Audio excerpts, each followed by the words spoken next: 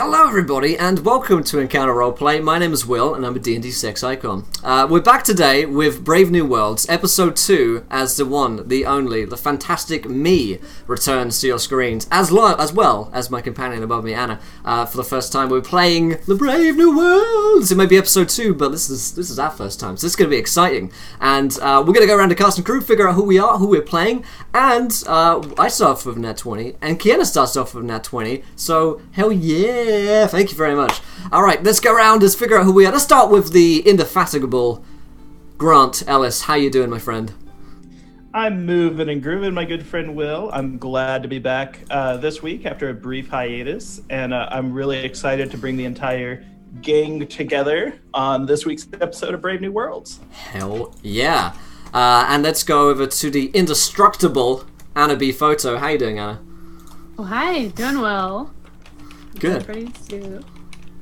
Yeah, we're doing fucking fantastic, Anna. Talk to us about your character. So I'm gonna be playing the half-orc Maya de las Nieves. She is a half-orc, but I guess in this case, they're kind of known as children of a silent god, right? Right. Yes, in fact, not everyone knows that half-orc is a racist term thrown at your kind that humans created. Yeah. Classic humans. Yeah. Sweet. So let's go over to the iconic classic Kiana. How you doing? Hey everybody, you caught me by surprise by starting the stream because I was drinking one. I'm like, oh shit! Well, hey, yeah, nice to be back. I am playing the Wood Elf fighter, Zara One-Eyed Reed, named thus because she is a pirate and she literally only has one eye. Literally only has one eye. I like it. Let's go over to the ignitable Imperator Pingu. How you doing, my friend? I am doing pretty great. I'm pretty excited for this. Hopefully it goes a little better for my character this week. I will be playing Lair Silvertongue, the half-elf bard, bard extraordinaire, ruler of women. Keep those healings coming, guys, this week, because I may or may not, I most likely will need them. Yes, indeed. And let's go over to the illustrative Madame Gandalf. How you doing? I think that's the first time I've ever been described as illustrative, and it makes me happy. There you go. It warms the soul. Hi, my name is Madame Gandalf, and I play Suri, the half-merfolk who's got a little bit of Little Mermaid syndrome going on with the world. She's always wanted to go out and adventure, but is really new to just about everything. So you've got a little bit of what's this going on. And cool. Yeah, I'm lucky that I have my crew surrounding me, at least Zira being my big sister. So yeah, I'm excited to see where this goes. Yeah. As for myself, the immodest, immovable, incompetent imbecile, well, I'll be playing Knack Grimehook today, who is a Knoll fighter, whom I think we're going to learn a little bit about soon. He's a devoted guy in some ways. Some say he is voiced similarly to Scooby-Doo. Some say that he's related. Others simply say that he's a lost soul. But I'm very excited to play my very first Knoll, especially with Grant as my DM, because what could possibly go wrong, right? So, yeah, I'm really excited for this Famous one. Last words. Right, I know. I watched last week's episode. So, yeah, before we dive into the game, I'll remind you guys of how to interact with today's show. If you haven't yet already, figure this out. If you haven't followed yet, join the channel. We hit 20 followers. You guys get to decide something which happens next. Here's a tweet for you guys, 20 retweets, and we hit 24 retweets already. So fun fact, we're going to have viewer decision to kick things off. I hope you're ready for that, Grant. Lovely. Yep, oh yeah. And of course you Great can job, donate to affect the show as well. Give players nat 1s, nat 20s, wild magic surges, and more. So other than that, I will hand over once again to our fantastic Dungeon Master, Grant Ellis, to kick things off with today's episode of Brave New Worlds. Well, the rock falls and everyone dies. Shit. No. And next week I'll be playing. No. All right. So, Lair, why don't you describe for the audience what a little bit about last week's adventure? How did the party come to be where they're at now? All right, so You're the bard. Party, the party are sort of part of this crew, this expedition crew. We were all hired. Either we were already working on the Seagull, which is the boat we were on, or we were hired by the king to go on this expedition to find the lost, sort of like the people who had gone missing at this colony across the land. And we had been at sea for a while when it was discovered that there was treachery aboard the ship in the form of two elven sisters who had been caught with symbols of trying to remember the elven kingdom name. Desolate. And there's a whole trial. Lair got put on the spot immediately. He decided that it would be best to keep them alive. And when they made landfall, he decided to take one of them with them to split them up. And they made landfall, and they started heading towards the colony, where Lair met his first knockout in the river. And then they had to fight a snake who was killing Lair as he was knocked out. It's actually an encounter role-playing drinking game. Every time Lair falls unconscious, you have to take a shot, and you will be drunk by the end of the Yes, you will. He was resuscitated. They then fought a mimic boat. Thank you, chat. Found the lost colony. Found a bunch of fish people. Yeah. And promptly attacked by wolf people, right? And a big wolf head, a big flying wolf head. There was a great wolf spirit, a ethereal beast that descended upon the lost colony site, and there were also individuals garbed in wolf skins, but they weren't half wolf. Yeah. They were, or werewolves. They were humanoid. After a relatively short battle in which most people were decimated or knocked out, Lair took 2 javelins to the knee, both of them knocking them out. We were transported to an underground holding cell. We made a daring escape, and then we were confronted, or at least most of the group was confronted by an elven lady. And except for Lair, who is currently chasing one of these guards down the hall. So you were being held as prisoners. You guys escaped from the prison. You were fighting your way past guards. There was a woman who came in. She spoke in Elvish, but she was not, in fact, Elvish herself. Okay. You could tell because they put black handprints and red streaks on the face of elves around here. She did look different than your captors, members of the wolf tribe. Let's also go around and let everyone describe how their character looks from the original party that played last week. We'll start with Kiana, because she's actually negotiating with the wolf tribe right now, and she actually was not knocked unconscious by the wolves. She was taken conscious. Yeah, I was the only one that was left standing, so I have to surrender. But basically, Zara, she looks fairly androgynous. She has very short features, a very short cropped haircut. Most noticeably, she has tattoos that are actually magical and natural. She was born with them, which of flowers that kind of cover all of her chest and her back. And she's also missing an eye, so her face is very scarred up, mostly focused around her forehead and where her eye used to be. But yeah, that eye doesn't exist anymore. It's been cut out a long time ago. And Suri. So Suri is, well, she's very pale because she doesn't see very much of the sunlight, but in little certain glimpses of the sun, you can kind of catch little patches of scales coming through from her half merfolk self, and her hair, while also white and pale, is quite pearlescent, And just in certain lights, you start to see little glimmers of very pearl-esque colors. And for the most part, she's got that kind of wide-eyed, like doe in the headlights kind of look to her. And yeah, just a little bit mysterious and weird looking, but overall you're just like, that's kind of human. Kind of. Kinda. Nice. And Lair.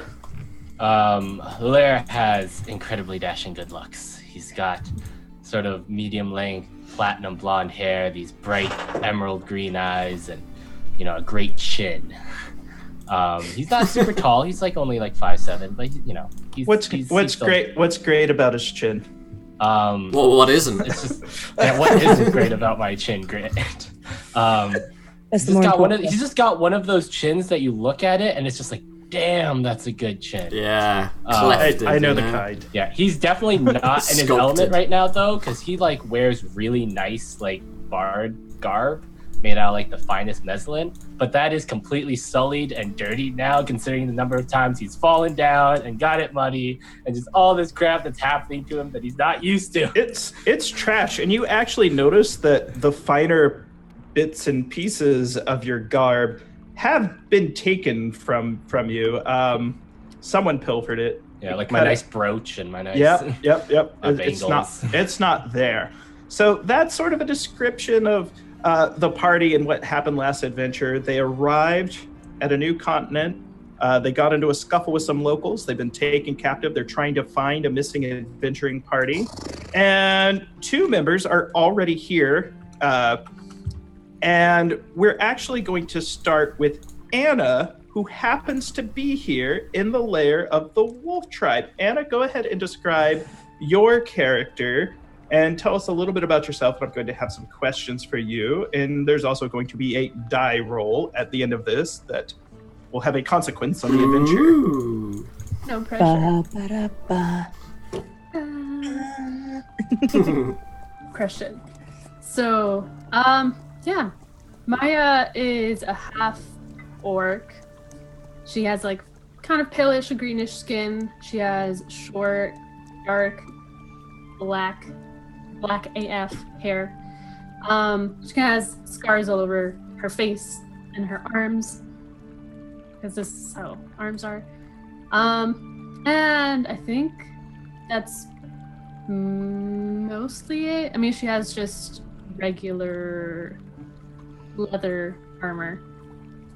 She's been given leather armor, but she's also been given a ceremonial wolf headdress here. Now, she has ascended to a position here at the Wolf Tribe. Do you remember what that position is? Must resist. Yes. Must resist. Oh God. Well, please. Yes, she have replaced this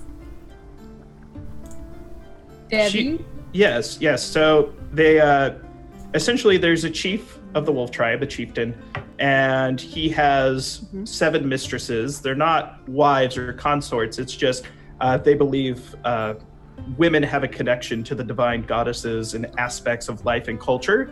So they always put a woman in charge and then give her a male helpmeet. And so when Maya arrived, she looked like the Wolf Tribe. In fact, the only thing different was the color of her skin, but she was built like them. They had never seen a pale greenish skinned version of them. Their skin is very gold. And the Wolf Tribe are in fact a tribe of what the humans would call half-orcs. But they have taught Maya that they in fact call themselves the Tindolfer. They are the lost wolves, and they live here in this continent, and they have for quite some time. And they have put her in charge of arts and crafts and given her the title of Devi, which means goddess. And so there are 6 goddesses that live at the Wolf Tribe. She has replaced one of them because they got jealous of her getting all the attention. The arts and crafts are taken care of by the older members of the tribe. Now, Maya had a companion with her from the ship, and when she arrived here in the lair of the Wolf Tribe, she arrived with 2 other members and her companion. And the 2 other members were Oslo Bush, who was a cleric that she was the protector of. He was one of the favored 5, and Alister Thornsr, the Knight of the Heavens. She hasn't seen Oslo or Alister in some time because she's been delegated to these responsibilities facilitating tribal duties. However, her companion was, roll a d6 for me. Ooh. Dun, dun, dun. 3. A 3. Free, you say? Yeah. Excellent. Well, a 3, her companion, who she travels with and has kept her company from the voyage, is Luigi the Rum Gremlin. So on the ship, Yes. Luigi the Rum Gremlin. So there's a Rum Gremlin. They're small little fey creatures. I think I probably got a picture of one of these somewhere around here. Let's. I'm going to paste this in chat. I got a lot of rum goblin pics if you need them, Grant. Yeah, here's the little Rum Gremlin. But we just paste that in there. So Luigi is your friend. Tell me about your relationship with this delightful little chap. Well, you see, let me look at this photo first. Okay. Yeah.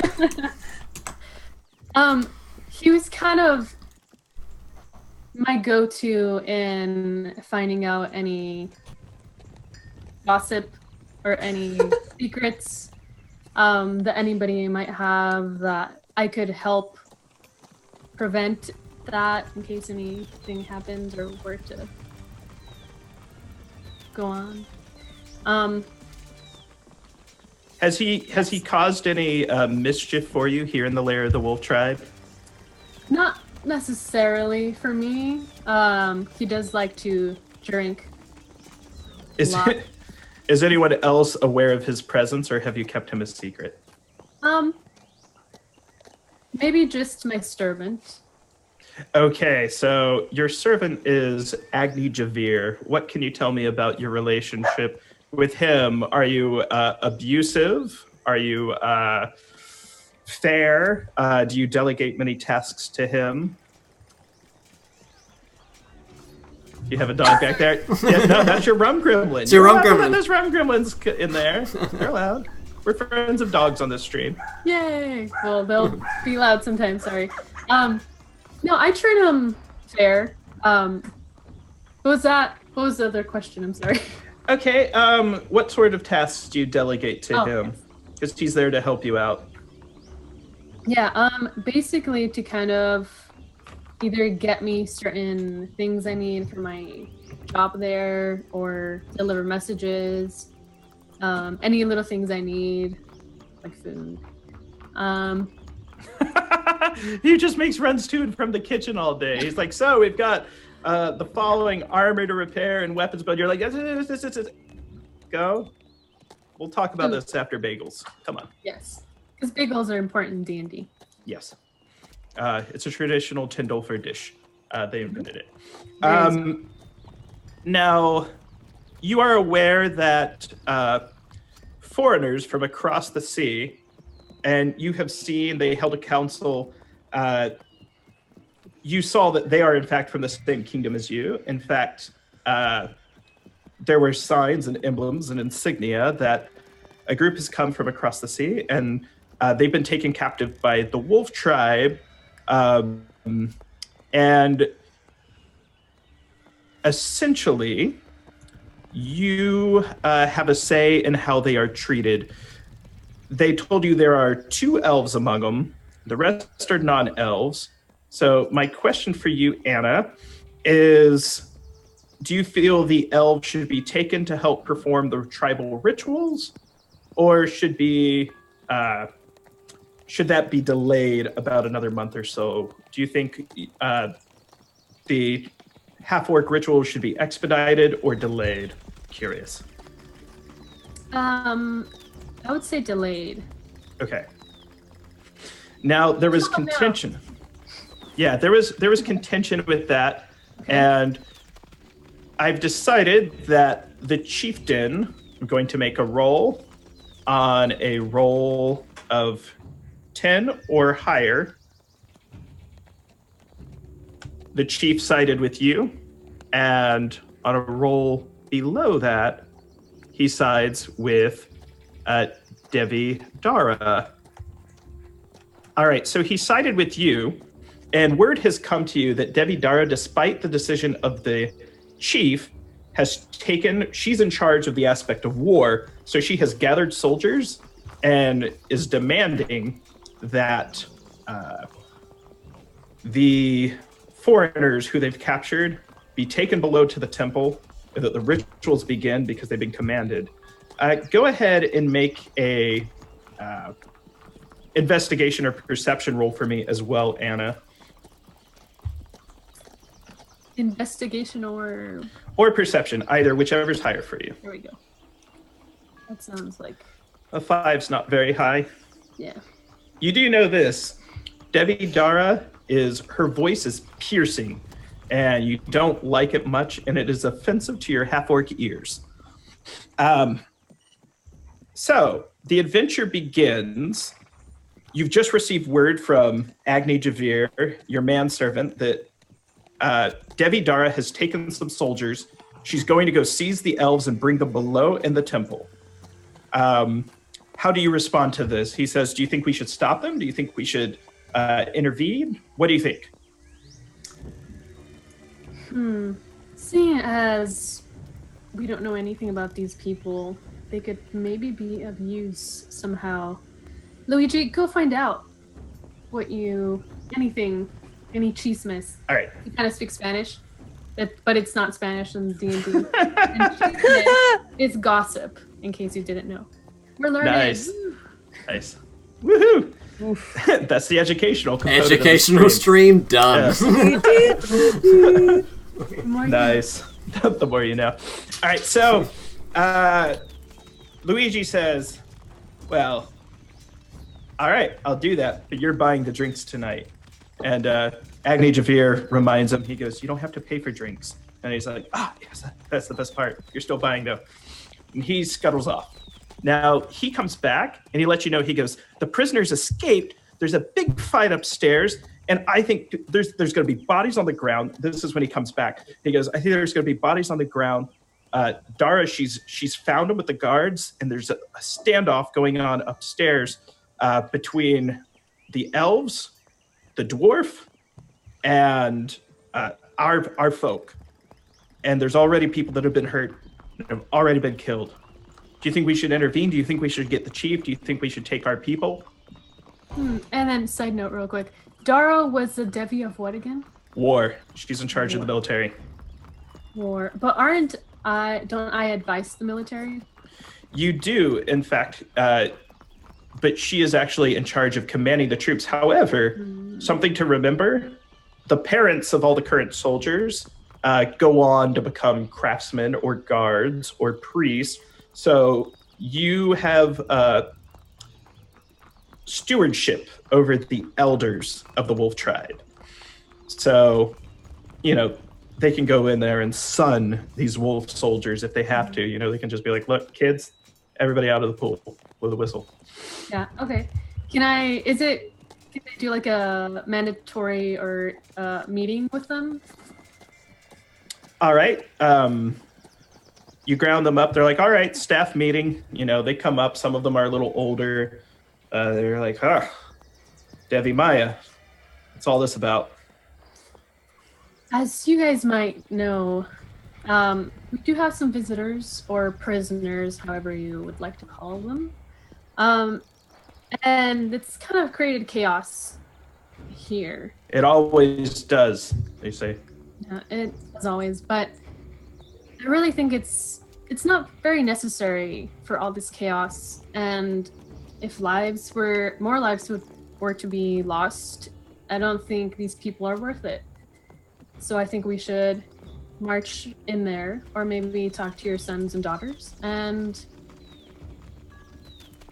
send them home. One of the elders stands up. He's a little larger than the other half-orcs. His name is Ram. He stands, he goes, my son's on duty right now. Let's go stop this. He could get hurt. If he dies, it would be a good death, but I'd rather he live. And so him and some of the other old guys, they grab some weaponry that they've been working on and, suit up. They're headed upstairs. Now the camera cuts and moves over to Lair Silvertongue, who is running and chasing after a Tindolfer Wolf Tribe member who's fleeing from him. You are just peppering him with insults. So you notice he's gone down a long hallway and he's hanging a left, and it looks like he's going to run out of the front of the cave. What do you do? So as he's kind of running... This is for Lair. We cut camera, Anna. Oh. No. Yeah. Bad. Now, Anna, are you going with the men to go, men and women to go intervene Yes. and prevent? Okay, so you guys are on your way up to the main corridor. Yeah. Now, Lair, I'm still yelling at him. You flea-bitten brag of guts! are you chasing after him? I'm just hurling insult after insult after him. He's starting to stumble too. He's grabbing his head. He shoots out the front door. Right about then, as you run out the front door, you notice 6 smaller wolf tribe members. They have 3 wolf pups with them, and a hyena-headed, dog-faced individual marching with them towards the front of the cave. Mr. Will, describe your character to the audience, and you can introduce yourself and what you're doing here. All right. Well, my name is Nak Graimhook. He is a Gnoll fighter, of course, and I've come looking for a friend of mine, and got caught up in some things along the way. But he's got this big, as Grant described, hyena head, and his name is Graimhook because he's got this hooked hand. Zira's got the eye patch, I've got a hook hand. Together we'll form the Megazord of the pirate, it's this old rusty hook basically, he's kind of put on there on the stump of his hand, which looks like it's been sliced off a long time ago. It's pretty it's like a funky kind of thing. It's it smells pretty bad. The bandages are kind of need changing but haven't been changed in a long time. He looks pretty flea bitten, and flies circle round his body at the best of times. His fur is pretty patchy and mangy, and he's got a very canine grin on his face and big yellow orbs for eyes. He has been given a position of privilege in the kingdom of Tir Royale. Can you describe that position to everyone? Well, yes, I am, or I suppose was the what's the term I'm looking squire. I'm the squire to Alister Thornsr, who is the captain of the guard, who has recently gone missing, and I've gone looking for him. So I am a squire. One of the oddest looking squires that you guys might have seen in an army. Yeah. All right. So you see a wolf tribe half-orc go running out the front of the cave. You and the 6 wolf tribe members that have been escorting you to their cave are coming down towards the front of the cave, and that half-orc stumbles and falls, grabbing his head, screaming in pain, make it stop, and out behind him comes this. You recognize him immediately. You've seen him in town. You've seen him around Tir Royale. This dirty, grungy, torn clothes, mud-ridden, half-starved, half-elf come bolting out the front of the cave. What do you do? Yeah, and you hear him screaming profanities about this guy being flea bitten. So I don't know if that hits home or anything. Yeah, definitely my trigger. I'm gonna look at this guy, this elf running out or half elf running out, and say, "Ooh, what's your problem?"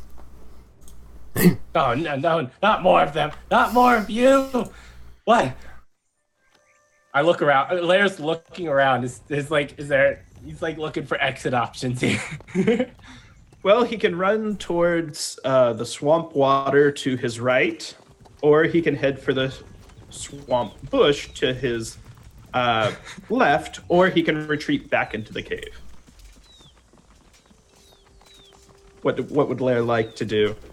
And they seem really confused. You know, the wolf scouts. They've never seen you before. They've been out for a while on voyage. Yeah, I think I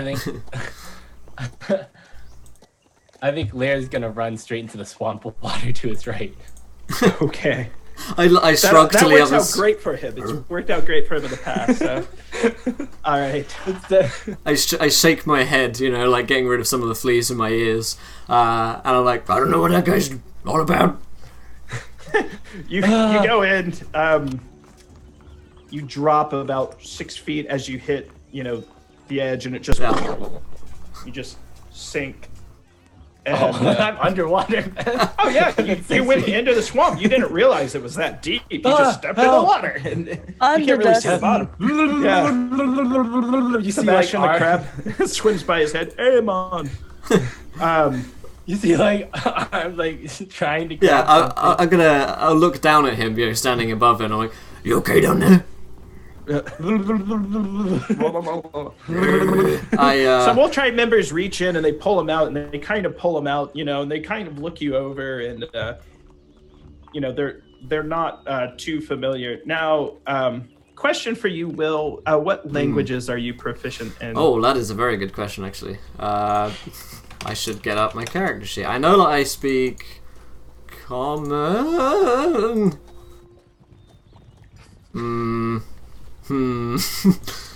Yeah, I don't know at the moment. I've got to load in my character sheet here. Now, Anna, I want to make a note to you. You and the Tendolfer tribe speak with each other. You found it kind of strange because they do speak the same tongue as you, but you know, you spoke it a little differently growing up. It's kind of like, you know, I have family in Mexico. When we speak with my friends from Spain, it's a little different. Some of the pronunciations are a little different, but you found kind of a common tongue. And I was like, oh, you know, there's a lot of cognates. They call some things weird. But yeah, you guys have a bit of the same language. So I can speak some Goblin. Okay, and you guys actually have, you found a way to communicate with each other, you know, Will. Mm-hmm. When you guys just get down to it, you guys can talk business. It's shorter, it's more cut, it's more military-centric. But you notice they picked up on some of the Goblin words as if they had heard them before. And there was some commonalities between the two languages. So you're about half proficient, I'd say, in understanding what they say. I will get my hook, and I'll just kind of like put my hook underneath Lair's chin, you know, like inspecting him, but with my hook. And just say, "What are you up to then?" Who are you? Who are you? Where am I? My name is Graham Hook. I'm looking for Alister Thornsr, captain of the guard. Have you seen him? You know Alister Thornsr? I am his squire. Why are you here? I'm trying to like whisper to him, like looking around. Are you their prisoner too? I say, I get you too. I'm looking for him. And I give him a big canine smile. I get that. Are you like playing the waiting game here? Is there like a plan here? Like, oh yeah, something like that. Should I just play along then? Is that like what I should do? Should I just play along? I don't know what that means. He kind of like I have no idea what that means. He kind of coughs and nods. Lick my face. 2 licks yes, 1 lick no. Well, you have captured me, great warriors. Oh no! I really hope you have a good plan. I look at him like, I raise an eyebrow like, that's his best performance. You guys are, you've seen each other around. In fact, you've seen him perform once or twice, Neck. And Lair, you are well acquainted with the idea that there's this dog knight, that the hyena knight who lives in Tier Royale, and it was the only time Alister Thornsr ever got into an argument with the king was over this Null Knight that he respects and says, this is my squire, this is who I will train, this is who I'm taking with me, this will be my man-at-arms, and there's nothing you can say about it. So they've accepted him into the court. And you living in Tir Royale, you are well familiar with the story and the gossip. In fact, you've added a couple bits, and you might not want to tell them, but you've actually written a song about it before. It wasn't one of your biggest hits, though. No, it was definitely... It was a B-side. Definitely a new style that involved, rather fast speaking and like rhyming real quickly. It's not typical of what everyone else plays. The people who went to college, what they play, not even close to that. Yeah. I'll sing you a song later when we're not, in dire straits. That finds that very odd. The Tindolfers escort him back in through the front of the cave, and with that, you hear a big brouhaha. Cut camera, and now we about have the whole party together. Anna and company are coming up a hallway behind a group of Wolf Tribe members who are pointing their blades at Zara and Suri and Stefania the elf and Bors the dwarf, and the whole gang. So Zara, Devi Dara, who she doesn't look like the other Wolf Tribe members. She's about almost 3 full feet shorter. She's not a half orc. You can kind of tell, as your eyes adjust. These Wolf Tribe members, they're all half orcs. They're all half orcs, or proper name Tindolfer. And this one in the white robes, who seems to be commanding them, is clearly not one of them. And she's demanding that the elves are delivered to her. Everyone else will go free. What do you do? She says, all will live if the elves come with us. If not, everyone perishes. I'm still holding that short sword. Yes, you have a blade. And Suri's behind me in a very protective stance. But I'm gonna glance over at Stefania. What is she kind of? Does she look like? Does she look like she's considering it, or is she? She looks to you and telepathically she speaks to you. She says, look, to your crew, I'm but a slave who was tried for a crime I did not commit. And I'm nervous about staying with you, and I might want to take my chances with the wolves. I nod. I look at Dwarf, and I look at, is Mobo still around? Mobo, make a perception check, see if you can see him. Oh boy, all right. OP Mobo. It's a perception check. Nah, I'm too focused. Well, Mobo, you don't quite see him around. You have a feeling, you can smell that he's still in the area, but you don't see him with your eyes. Okay. Or eye. My single eye. Hi-oh. I'll step forward. I'm still holding on to the sword. And I'll just be like, what proof do I have that you will keep your promise? She says, proof can only be demonstrated after the fact. However, the fact that you are alive now should be proof enough. We had you at our mercy, and we allowed you to live.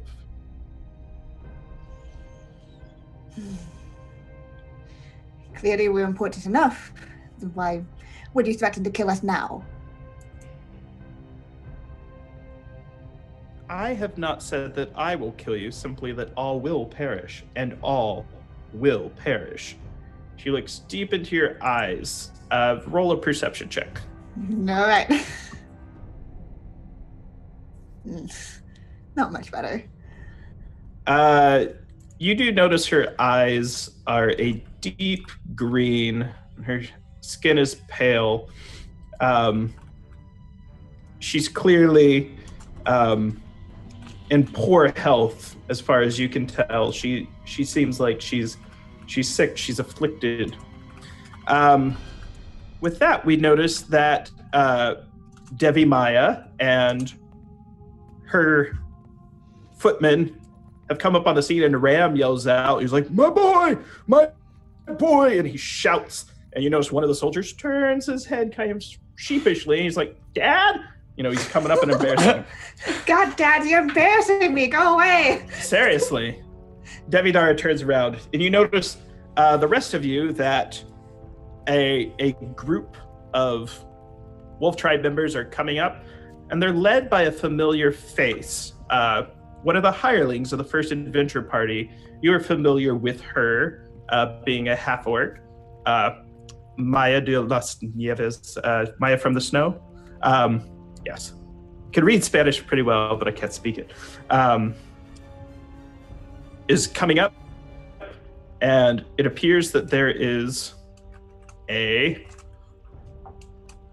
confluence of Wolf Tribe members now. These guys look older. They look more like the guards. A lot of them are out of shape. Big old guts. They're still strong.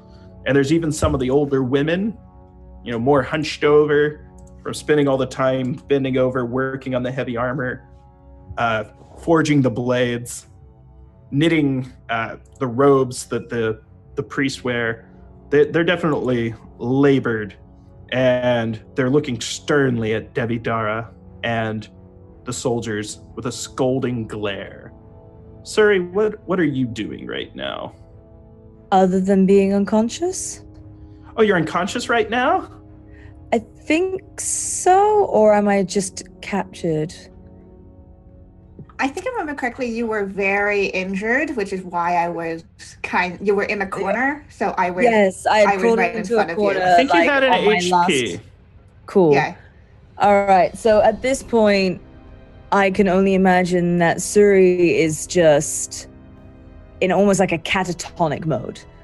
She is not used to she hears all about the adventures that everybody else goes on and getting captured, being forced into a certain amount of pain, but she's not used to it herself. So she's kind of just shut off. Make a perception check with advantage.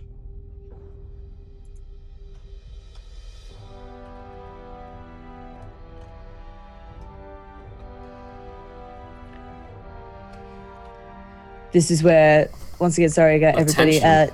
It's new to me. The no worries. roll 20. Do you know what your perception bonus is? So it'd be like forward slash roll 1d20 plus whatever your perception bonus might be. Okay. Where do you find it? Alright. Or you could do forward slash R as well. How's it going, Ivan? Good to see you, friendly dude. Welcome back. Let's see, a pretty fine just sheet here. So my natural perception is 10. Okay, so it's a +0. Are you proficient in perception? No.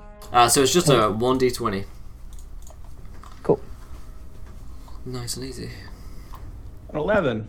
Nice. So you're standing over. You're a bit, as you've said, catatonic. You're being overwhelmed by the experience and the emotions. And you feel a small hand reach up and take yours, which appears to calm you. And you notice that Mobo is trying to relax you as he's, reached up, taken your hand, and, he just kind of looks up at you with his big bulbous eyes, glistening in the darkness, and gives you just kind of a calming expression. Everything will be all right. So he looks up, so Mobo's still there and around.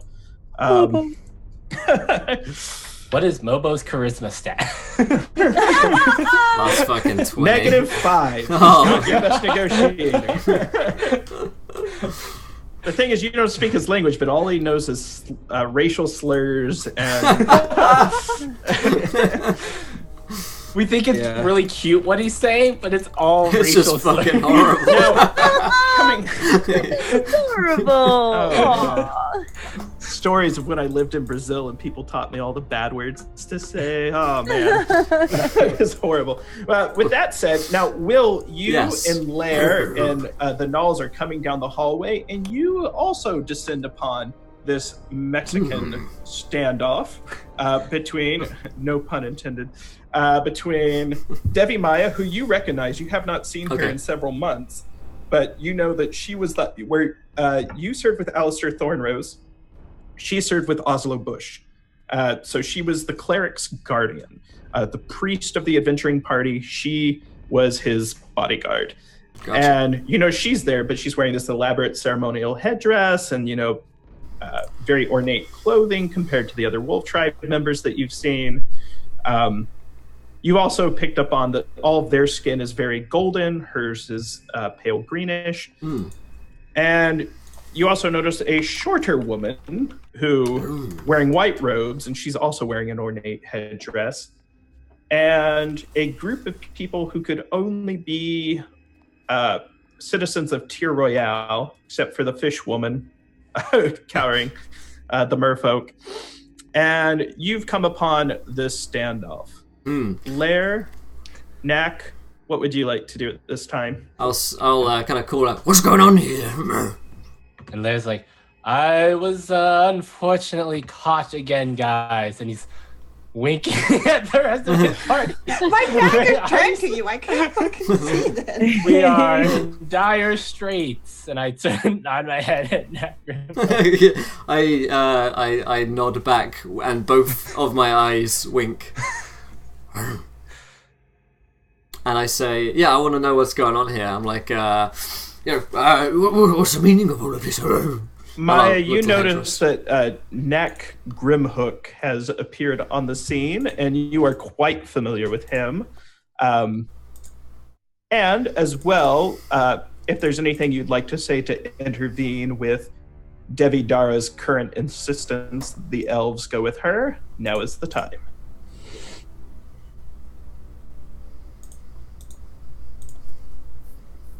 Just think about it. Well, no, I don't think I'll step in and be like, I think we've had enough bloodshed for a while. I really don't think these people are worth it, especially these half-elves. I hold like a hand over Lair's mouth. a big clawed hand. Oh snap. Ram speaks up. He goes, I think the chief should hear about this. I think he should hear about this right now. In fact, I think we should take everyone over there and let him decide what is to be done. What say you, Devi Maya? I think so too.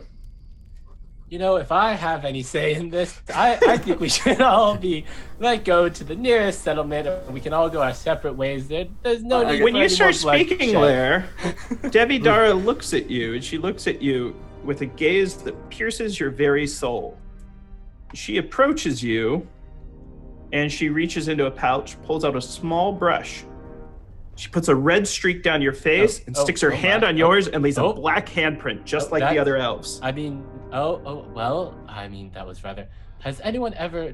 What color are her eyes? Her eyes are very deep green. Has anyone ever told you that you have some of the loveliest green eyes I've ever seen? Of course, second only to mine, of course. But she speaks up. She goes, has anyone ever told you that silence is golden? Make a wisdom saving throw. I sniff the air and I say, she is not given the same pheromones that you are.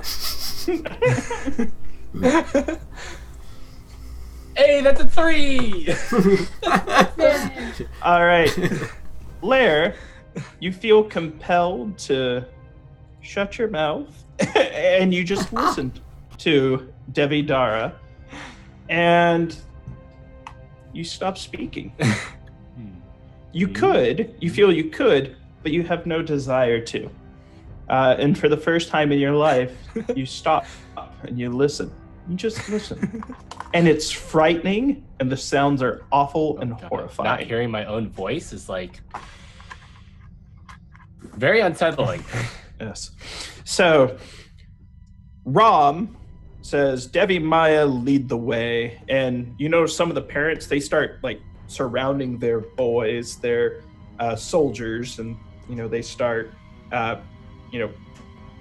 husband and wiving, mother and fathering off around these wolf tribe soldiers, trying to get them to lower their weapons. Devi Dara's kind of falling to the back, but our party members kind of ushered to the middle, and they insist that Devi Maya lead the way. Devi Dara is working to try to catch up. She wants to be in the front, be the first that the chief sees. There's some rivalry going on there. And you also tower over her. She is much shorter than you. I'm gonna... you're not... Sorry. Go ahead. I want to speak to the weird ones in the group, which is the party members, basically. Yes. So, yeah, I want to take Lair, because at this point, Nak doesn't fully understand what's going on. He's got a pretty, like, doggish mentality, I suppose. And I'm going to grab Lair by the hook and come with me. Dogs are smart, okay. Sure. It's okay. It's okay. We just want to love you. Did you say that to Lair? Like... I just start running after a stick and digging in the ground. Good boy. I'll head over to the, the elf, the fish girl, and sort of say, I found this one outside running away. What's going on here? My name is Neck. I just kind of look him up and down. Like, you're not with them, I'm assuming, then? That's right. I am the squire of Sir Alister Thornsr, captain of the guard. Stefania she turns to Zara and says in Elvish, so his is real. I just thought that was a story they told children. This guy actually exists. And I reply back in Elvish, yeah, quite the surprise, is it not?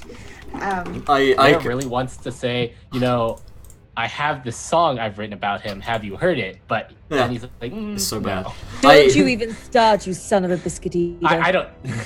I gotta snarl at this whoever said that about being big kind of like jaws open up and scary fleas fly out of my mouth. Oh, and you notice too, she starts catching the fleas in her mouth, and she starts snarling right back at you. Oh, and wow. you notice she has this black handprint on her face. I find that super red hot. streak underneath, and she's getting in your face too, and like she's ready to go. You also notice that she's been horribly abused physically. Inhumane torture has been performed on this elf. Yeah, my alpha dog thing kicks in where I have she's a runt and we're like all up on her face. I feel bad for her inside, but I can't show anything, Yeah, and she understands too, but you notice too, she recognizes your authority. Yeah. And she's the first to back off, but she had to show you that she was ready to go. Yeah, I appreciate it. Yeah. Also, Isriva donates £28, and holy shit. He goes, Mwah! Lair, Wild Magic Surge, Maya, Critical Failure, Suri, Magic Item, and Zira, Random Potion. And I get a Wild Magic Surge as well. Why you do this? All right, what do we roll for this? Well, so for a potion, I mean, you can Grant. You can decide on some kind of potion.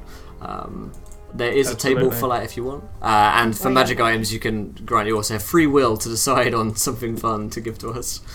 All right, I'll roll my D10,000 and check this out.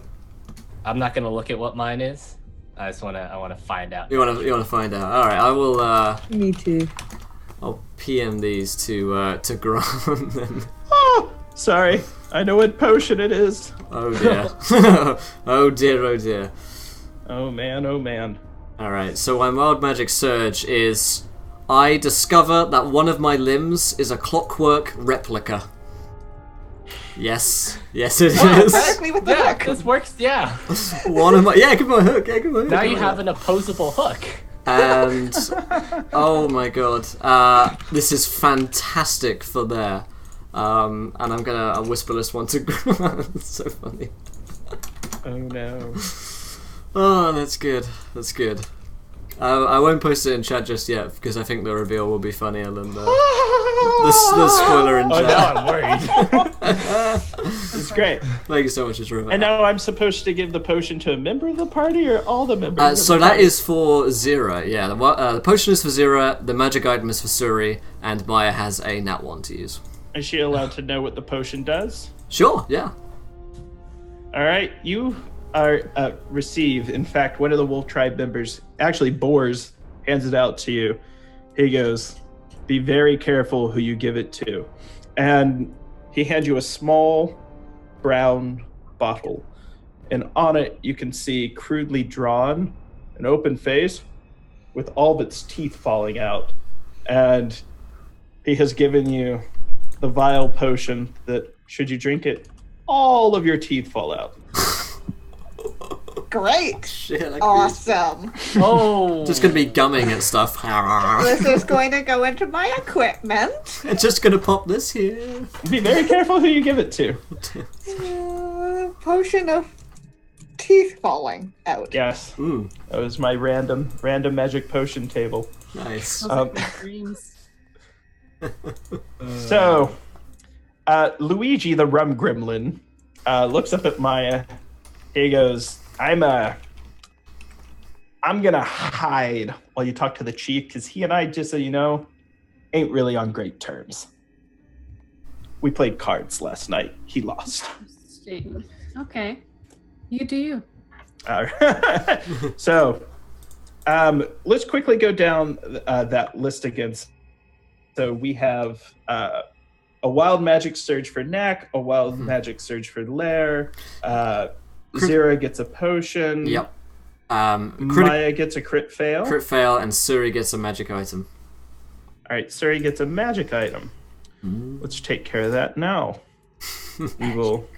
So the magic item that Suri gets will roll on a table, because that's always fun. And this is actually one of my favorite parts of Dungeons and Dragons, is rolling on a magic item table, because you never know when these magic items are going to come in handy later. Right.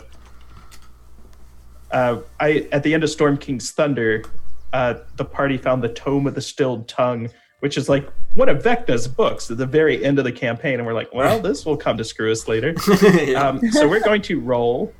Suri, why don't you go ahead and roll a D100 for me? Give you more dice rolling practice. What did you get? Could have been worse. Could have been worse. Nice. Ooh, a 66. That's 66. great. Excellent. And, all right, so I'm going to whisper this to you, and you will have it. So, Ooh, whispers. or not. Secrets, magic items. Currently have like that little explosive rock as well, so Oh, I forgot about that one. gathering I'm magic items just over gathering little magic items. It's like I'm gathering Hoarding. trinkets and I have no idea what they actually mean. She's like, I'm scared. The world is strange to me. I have a bunch of magic items. Look at my lovely bunch of magic items. Deedly here. deedly. I've got a lovely bunch of magic items. Deedly deedly, there they are, standing in a row. Bop, bop. One small one, some that roll Some 1d6. yes. All right. So, in fact, you notice Mobo he slipped this to you when he took your hand.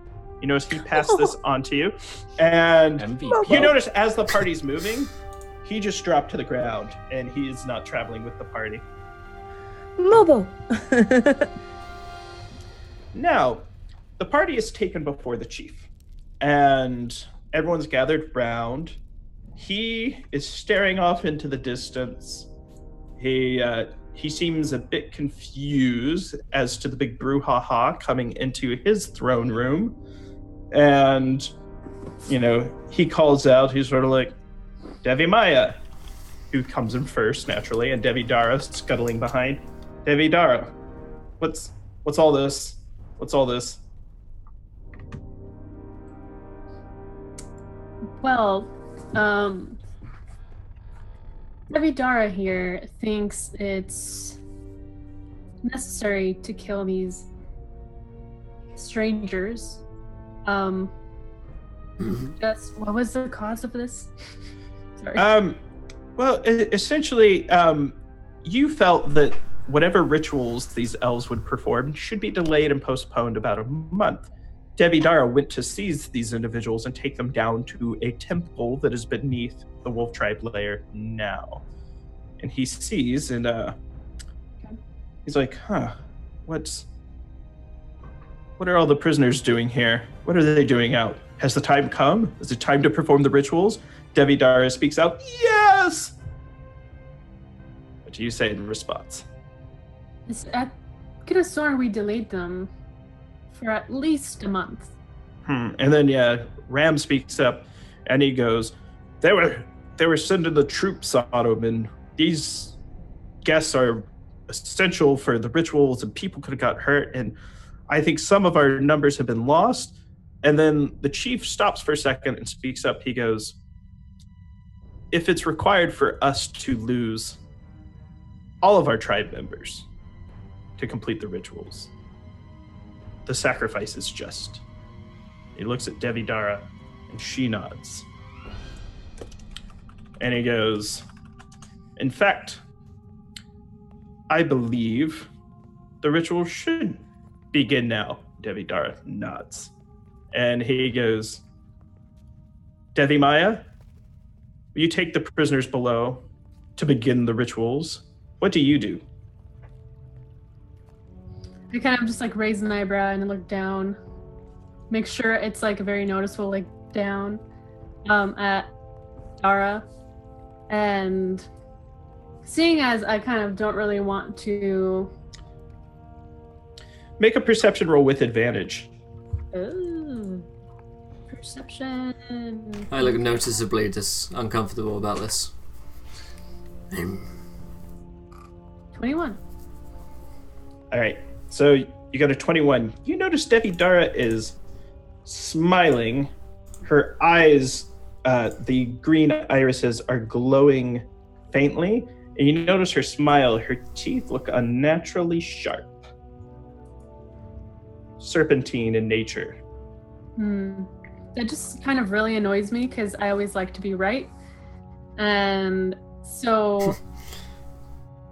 foreshadowing. So I just kind of look down at her, and then I just kind of like roll my eyes, and then I look at Homeboy, and I'm just like, very well. And then I make sure that only I kind of gather them up. All right.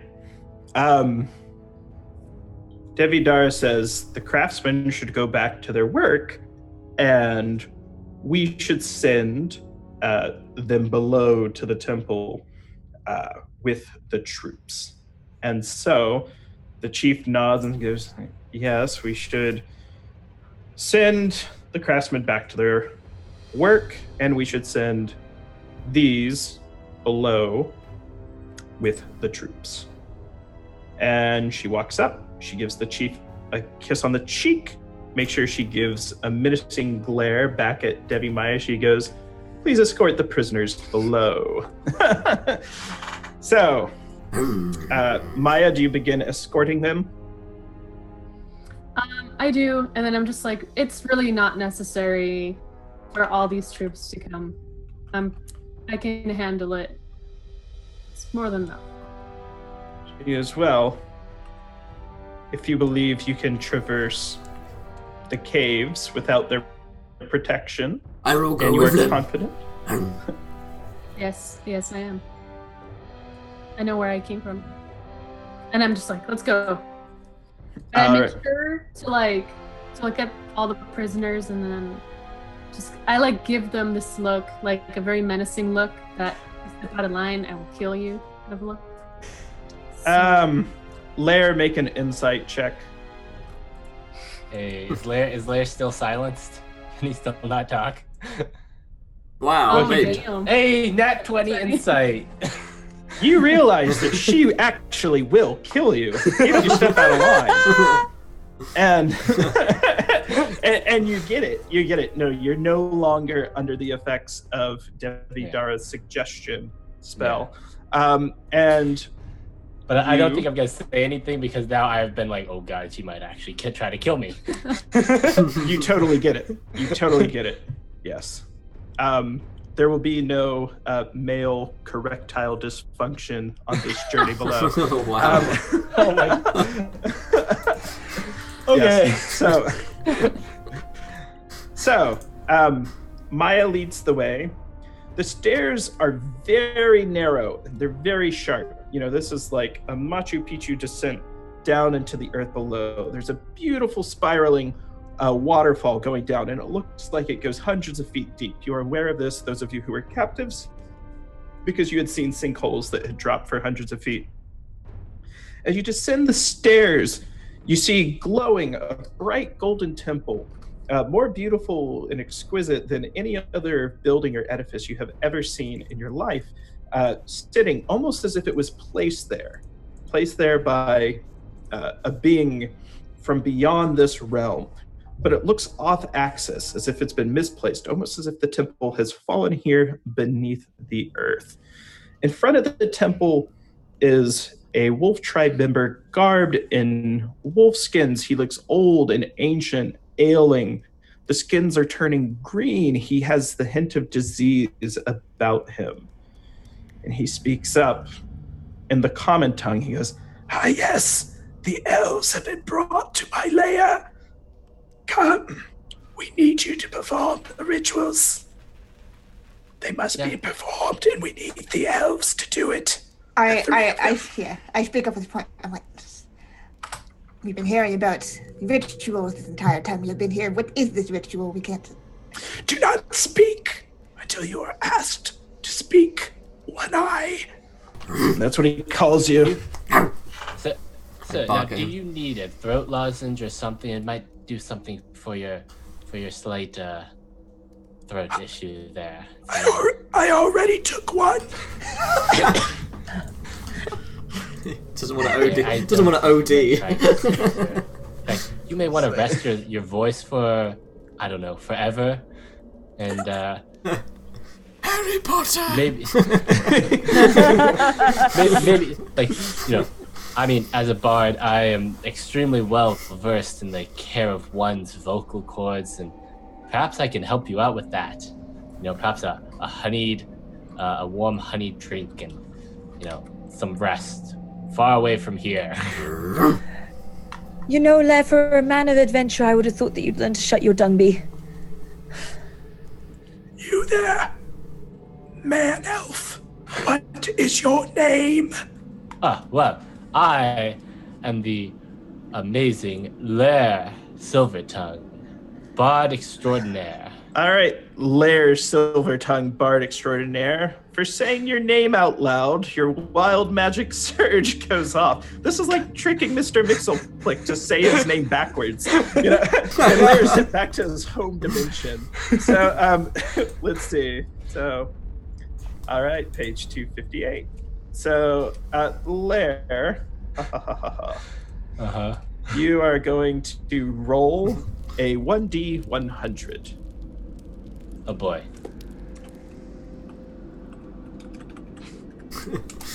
59. 59. Phew.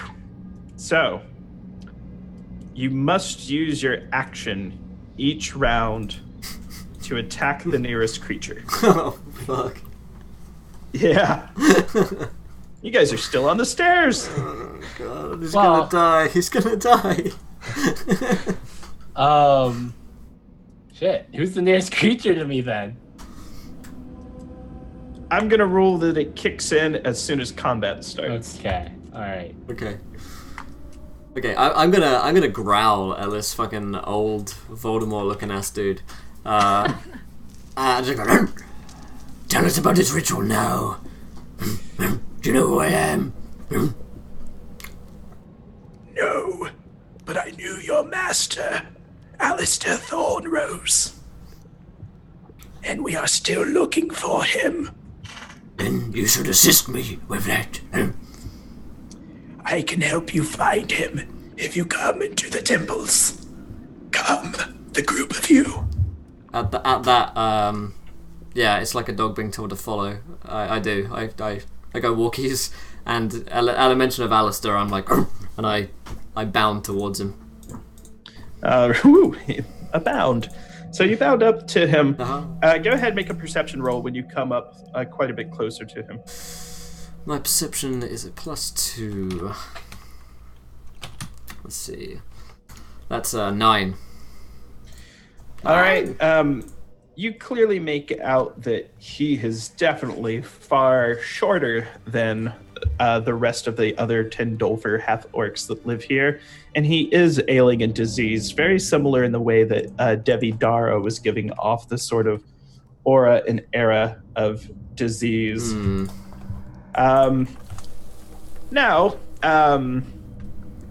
you notice at the top of the stairs, as you reach the bottom, Devi Dara and 6 Wolf Tribe members do seem to be descending the steps. And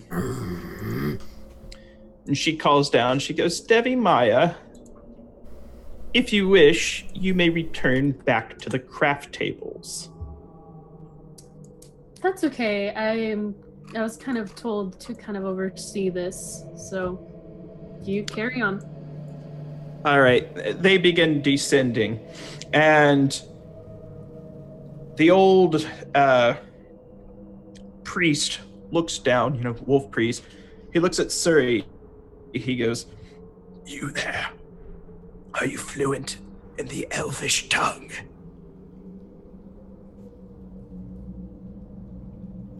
Speak when spoken to, young lady. You're muted on Zoom. You're muted. Yes. Not so loud. Then you may come in if you are fluent in the traitorous tongue, as he points his finger accusingly at the party elves. Stefania looks very worried by this. She goes, I'm not sure if this is what we signed up for, but he says he can help us find Alister, right? Mm-hmm. Yes, which is part of our quest, but... You meant to find Alister too? Huh? You're here to send... we were sent to find the favored 5. Find out what happened to them, and yes, your master, I'm assuming, was one of them. All right, he goes, which of you will act as voice? And he points a finger at Sarah and a finger at Suri. I can give it a shot. Well, if we're talking about who has the best voice here. I turned to Lair and I'm like, I think I liked you a little bit better. And then his eyes dart over at Lair. He goes, or him.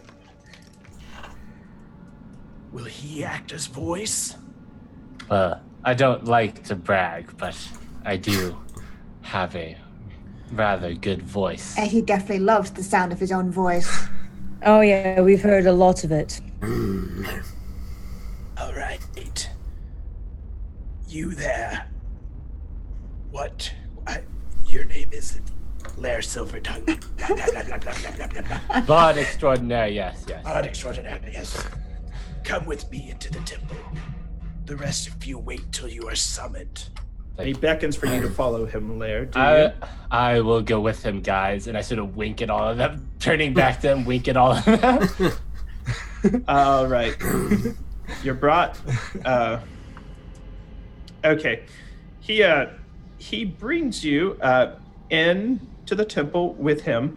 Now, Anna, just so you're aware, his hands are lowered.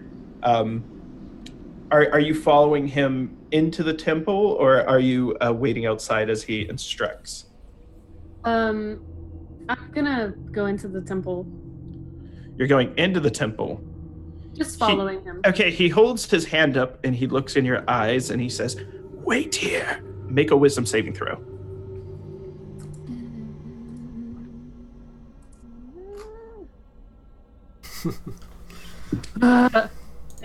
So here we go. There it is. There it is. There it is. All right, you feel compelled to stand at the front of the temple and not go inside. He explains that you are needed to stay at the front of the temple. He goes, watch the others and bring them to me as I call for them. Devi Maya. And that is what you are what you feel compelled to do. Lara, you are brought into the temple. He takes you through a main hallway. You notice to your left, just beyond a doorway, green glowing lights, brilliant, pulsating, vibrant. He leads you through a door straightway, takes you down a corridor, through another door. There's talking the whole time. He's like, this is a rather interesting place. How did it come to be? Beautiful, ornate. He goes, that is in fact the great mystery, but it's not how it came to be, it's what it can do for us. Wonderful. He brings it do for us? He brings you to a book, and he instructs you. He says, read the words out loud. Oh, all right. Well, Leia looks down at the book. All right.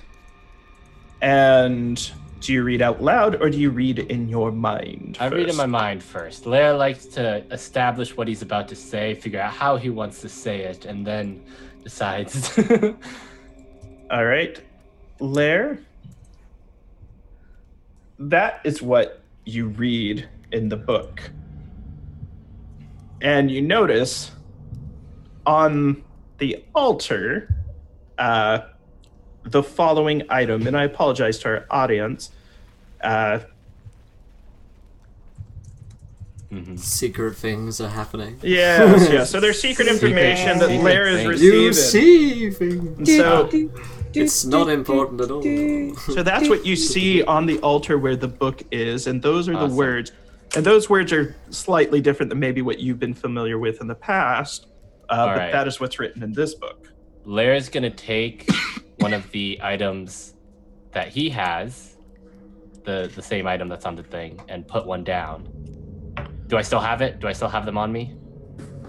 Oh, yes. Are you going to place it? I'm going to place one with the group with them on the next to the book.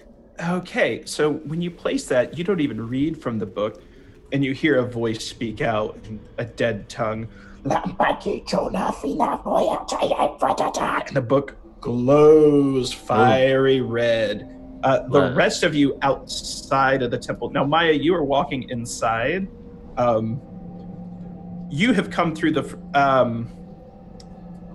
here's what I'm going to rule. Make a stealth check for me. Okay. Man, we really need to get something for you guys here. All your throats sound terrible. Okay. I got a 5. Oh, you didn't actually make it in. He suggested you, so sorry. I apologize for that. Yeah. I got slightly confused. I was like, did she actually just follow right behind them and she sees all this? You actually see at the front of the temple, just inside, it begins in the main foyer, growing bright and brilliant red. The book itself has lifted off the table.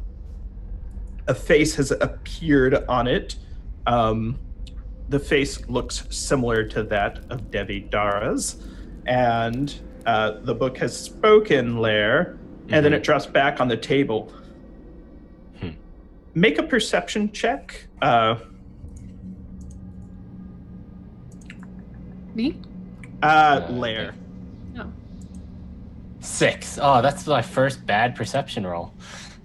All you see is the old Tindolfer. He sort of backs up. He goes, "What did you do?" And I just put one of those down. I point at the items. And on he the thing. smiles with his sharp, jagged, razor-looking teeth. His green eyes glow faintly as well, and he goes, "So, you are in fact allied with us, son of the elves."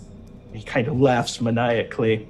And he brings up, he goes, "Had I known that you would bring down the wall of fire, I would have sent for you sooner."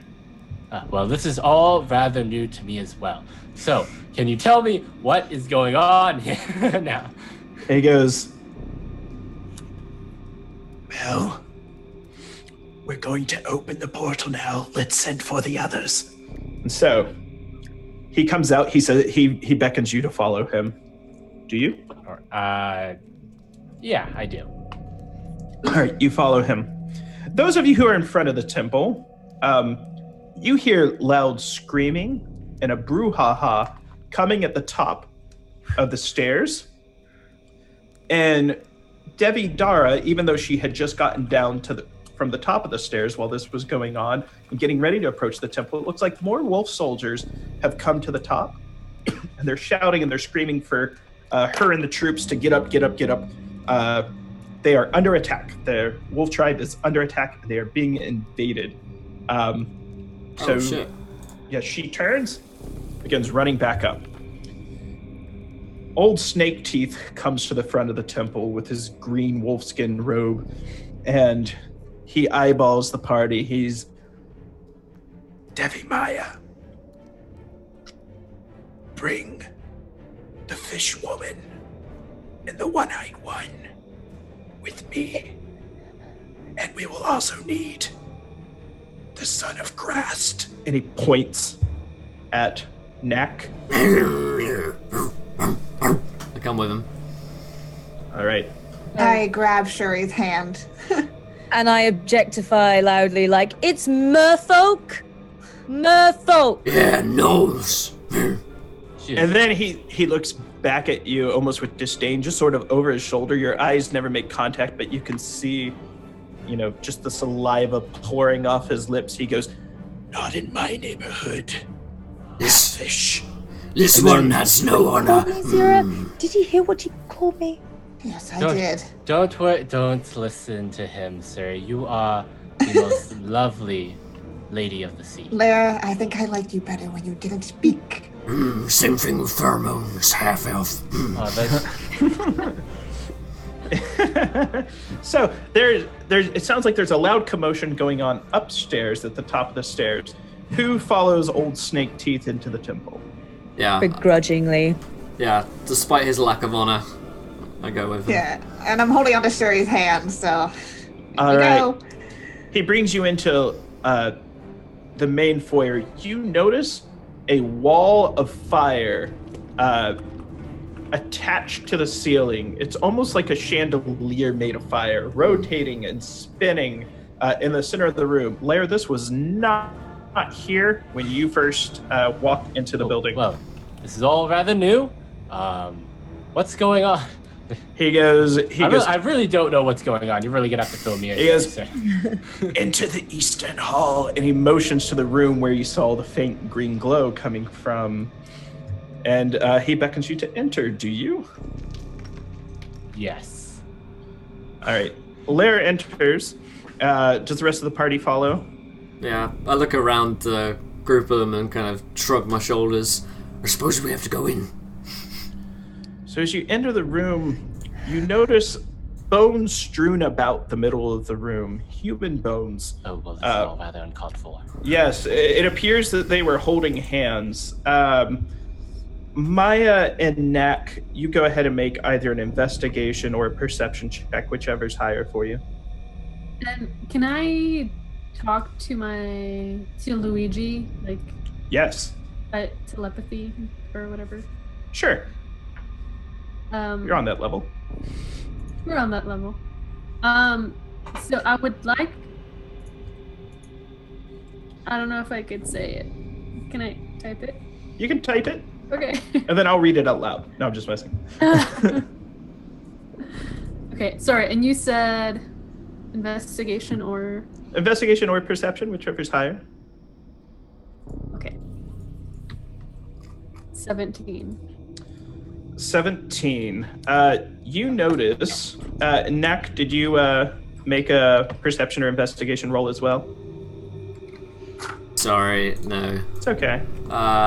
Investigation. Oh dear. Okay, +1. Or perception, whichever's higher. Hey, okay, it'll be an 8. All right. So, Maya, you notice the bones of Oslo Bush, the cleric that you were sent to protect, the one you were the bodyguard of.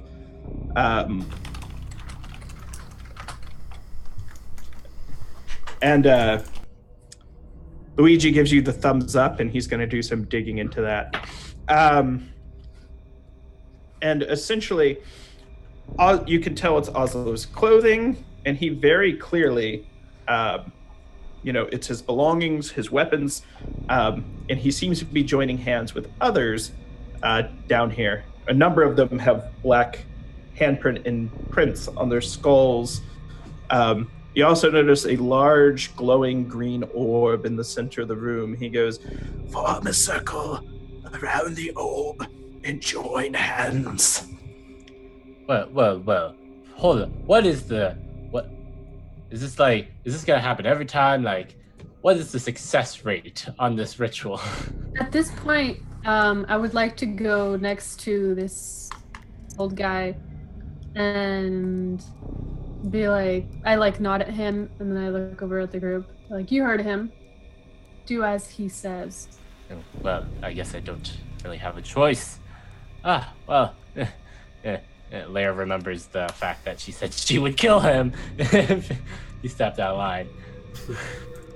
I guess I nod and Fine, if we have to, chained like a dog on a collar. I think the lady Hepatica for the host. Appreciate you. Welcome. Appreciate you. Yeah, I'm gonna put my hands on. Stefania looks at Zara. She goes, "Those are elves. Those are elf bones. They're killing elves in here. We're elves. They're going to kill us." She says this telepathically to you. And I'm shaking my head. Can I respond back telepathically at all, or? No, you can't. Okay. I'm kind of looking around the room. Is there only one door in and out? There's only one door in and out, but it's open. Okay. What does the party do? Who forms in the circle? No. Who forms the circle? I form the circle, yeah. I'm gonna... I slowly go up and I take Nax's paw and start reaching out towards Zira. I just want to say that I would like to be the arm of Voltron. Lair's gonna, I don't know. He's grabbing someone's hand. All right. I can imagine we all look at Zara. I can imagine that Suri reaches out for Zira and Lair grabs it instead and is just like, come on. I glare. I make very specific eye contact with Devi Maya. And I'm just staring her down. I step forward and I take, I'm guessing, Lair's hand, and I'll be joining the skeleton circle because then I'm grabbing a skeleton hand. He speaks out, he goes, "Don't touch the bones. Don't disturb them. Also, they belong to Archibald." Oh shit. Faking a Rice Ball Gaming is giving Grant a critical success to use whenever you want. Thank you so much, my friend. Baseball, why? All right. Now, he asks that now that your hands are joined, that you recite after him the words. And he speaks out, "By burning day when the tome is opened." Do you repeat? By burning day when the tome is open. Indivisible with liberty and justice for all. Claire definitely repeats. I'm actually... Forgive us our trespasses, as he will. I'm mouthing the words, but I'm not saying it. Okay. Wow. He looks at Zara in the eye, and he says, "You will repeat the words. Make a wisdom saving throw with advantage." All right. This guy's intense. I don't like this guy. You rebel. It's like my primary school fucking reverend who used to come around. So you got a 14. Bless the Lord. Thank you so much to Night Steed, donates £10. Magic item for 0. Thanks so much, Night Steed. I appreciate it. Thank you. It's awesome. What was that donation That's for? a magic item for 0. Ooh. Roll a D100, 0. All right, I'm just gonna pilfer it off of somebody or something. You find it on one of the bones. Yep. 71. Nice. Nice. Let me get back to my tables now that I'm off of the madness tables. Great. Awesome. Wow. There's like you're not really saying the words. 71. You can't just lip sync. 71. Santa won't come if you don't sing the words. That's right. All right. So you receive. I Who's received a Santa? thing. Who's Santa, Lair? I've never heard of this centaur. Santa doesn't exist on the high oceans. All right, I'm gonna whisper to you what you find on the ground. All right. He comes to all the good My boys and girls during Winter's Fest. piratey habits. And thank you so much to Isri for donating £10. Last of my monthly allowance must be used to cause some awesome evil. Sorry, not sorry. Lair Wild Magic Surge and 0 Wild Magic Surge. So D10,000s from the two of you, my friends. Thanks so much, guys. Who's got wild magic surges? Because they're gonna happen right now during this ritual. That is Lair and 0. 7,057. I'm on. Alright. There we go. So Lair's... Yikes. Oh my god. Lair's clothes make him appear to suffer from leprosy. Oh no! It looks like he can be any less attractive. The worst thing that could happen. And for Zira... Oh my god, this is perfect! Holy shit. I don't like this. 8735, all within 50 yards, must repeat everything they say for 1d10 days. Holy shit, we've got to say this fucking ritual. Zira has been punished. She's got to say this ritual. She has to say the ritual for the next 1d10 days. Holy shit, that is perfect. Oh my goodness. Someone roll at 1d10. We're gonna know how long this is going gonna to take. 1d10. Hold on. I hate this. Takes 4 4 days. days. Could have been worse. Wow. The tome. Yes. You have to repeat it in his voice as well. I hate this. My burning day when the tomb is open. And then the next line. And the vault is drained of its riches. Repeat. And the vault is drained of its riches. When the lightning tears the sky asunder. When the When the light tears tears the sky asunder. And the cold stars align with the world below. And the cold stars align with stars align with the world well below. below. The final door will close. The final door will The final door will close. All right, and with that, in an instant, you notice the large green glowing orb that was in the room explodes, filling the room with bright, brilliant light. It forms a beam that smashes into old Snake Teeth, who was asking you to recite the words. When it stops, he is in the visage of a large winged serpent, and he starts cackling maniacally. Oh, well, that is not what I expected. Oh boy. All What the do things you that could do? have happened. Panic. No. Immediate violent panic. Oh my god, Yeah. oh my god, oh my god, oh my god, oh my So god. this guy just got hit with the beam? He got hit with the beam, and it appears his form has formed into that of a giant winged serpent, which eyeballs you. And yeah, he floats into the center of the room. He goes, "Well, I thank you for your assistance. It appears my work here is done." Whoa, whoa, With whoa. that, you see at the front of the doorway, Mobo bores the dwarf and about 20 fish folk, with spears in hand. Mobo! What do you do? Oh. Can I hit this guy, the serpent guy? Yeah, go ahead, take a swing. I'm gonna let Mobo chuck me a spear. Hit me up, I buddy. thought Put me we in, were coach. allies. Now, you rolled a critical fail, Anna. Oh, Oh.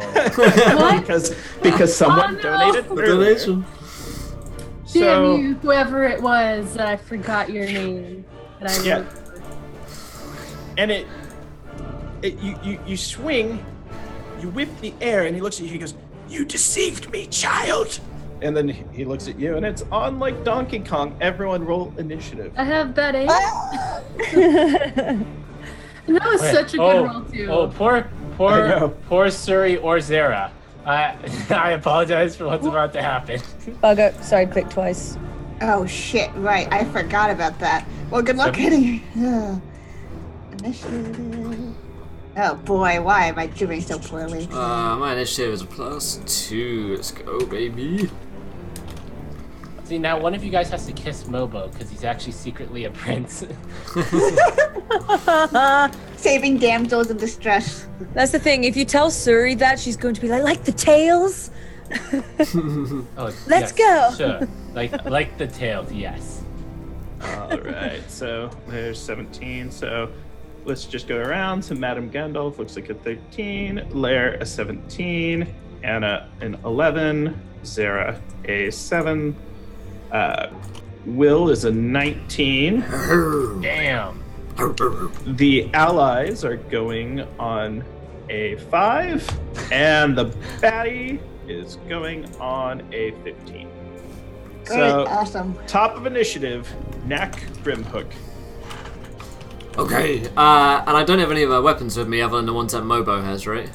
No, you've Oh, I do? you've never had your weapons taken from you. Hey, get fucked. In that case, I'm gonna rush up to this son bitch, and as I kind of run on all fours for a moment, and then kind of unsling the great axe from my back. I am gonna fucking hit him and see what I can do here. All right, give it your best shot. And to get one shot. Nat 20, baby! Oh! Bet you wish you saved that one for that. What's your weapon? It's a great axe, so it's 2d12 plus 4. Describe to me how you axe up this dummy in his head. Right. He takes 12 damage as I just kind of bring this huge axe upwards, kind of leaping onto him, and then landing back down on all fours with a growl. All right, yeah. And you notice, even though he's kind of floating there, you smash him into the ground. Yeah. This giant snake gut rolls on the floor, and he's like, the tiles are cold. And you split his back. And Nice. moving down initiative, let's get Lair's turn. Well, he still has that wild magic where he's got to attack whoever's closest to him. He actually does. Whose hand are you holding? Is it Suri's? Suri and Zara's. All right. Roll 1d2 Throws for them at me. him. Flip a coin. 1d2. 1 you attacked Suri. 1 you attacked. I'm attacking Suri. I'm sorry. All right. I don't have my weapons, right? Like, No, you So, do not. You would just I- try to punch her in her face. I would just try to punch her in her face. Okay, so that's like an unarmed, that's strength. So it's just a 1d20 minus 1. 14! What's your What's armor your- class, Suri? 12. Yep. All right, so he socks you in your merfolk Holy jaw shit. for 1 point of damage. Yep. Wait, wasn't she on one Are you health? out? Do I She knock was you on one out? I health! think so. I think she only had 1 No, hit point. he's just You fucking, did! just fucking killed her! You only had 1 hit point! You know, Shit! And as Lair does this, he's like calling out, and I think the rest of you aren't really sure who he's talking to. He's like, I thought we were allies. I thought we were allies. And you hear this echoed by Zara, who has, like, every part of her face shows that she doesn't want to say anything. Also, But Lair looks like leprosy now, so. And Lair, yeah, here's something to notice. Now, Lair went into the temple. Lair performed a ritual. The temple filled up with fire. Lair invited everyone to perform the ceremony around the orb. He turned into a leper creature, and he just socked Suri in the face. So, just saying, it's up to the party how they respond to Lair's actions at this point. In fact, the feathered serpent's like, "Good one, son of the elves." And then he goes, "Your calling an election will be made sure." I'm repeating everything this guy says. Yes, and you're like, "Good one, Lair, son of the elves. Your calling an election will be made sure." Why'd you punch Suri? What was that about, dude? Yeah. Nax like, whoa, bad form. Lover of women with his fists. Like, I don't know what's going on, Suri. I didn't mean it. I can't control my body. I'm knocked out. Save your excuses. Not only that, you feel the urge to do it again. While she's on the ground. Wow. Oh my goodness, and it just counts as a critical death saving throw I don't fail. have an extra and attack. I don't no. have an extra attack, thank God. My fist bludgeoning. Let's. Alright. He follows her down. It's like, no, Lair. She just flops like a fish, I guess. Yeah. Alright. Looking at initiative, I believe now it's old Snake Teeth. So I'm going to make a. I have a question. Yes. Is it possible that I could, I do have to attack her. Can I also heal her with a bonus action? Yes. Absolutely.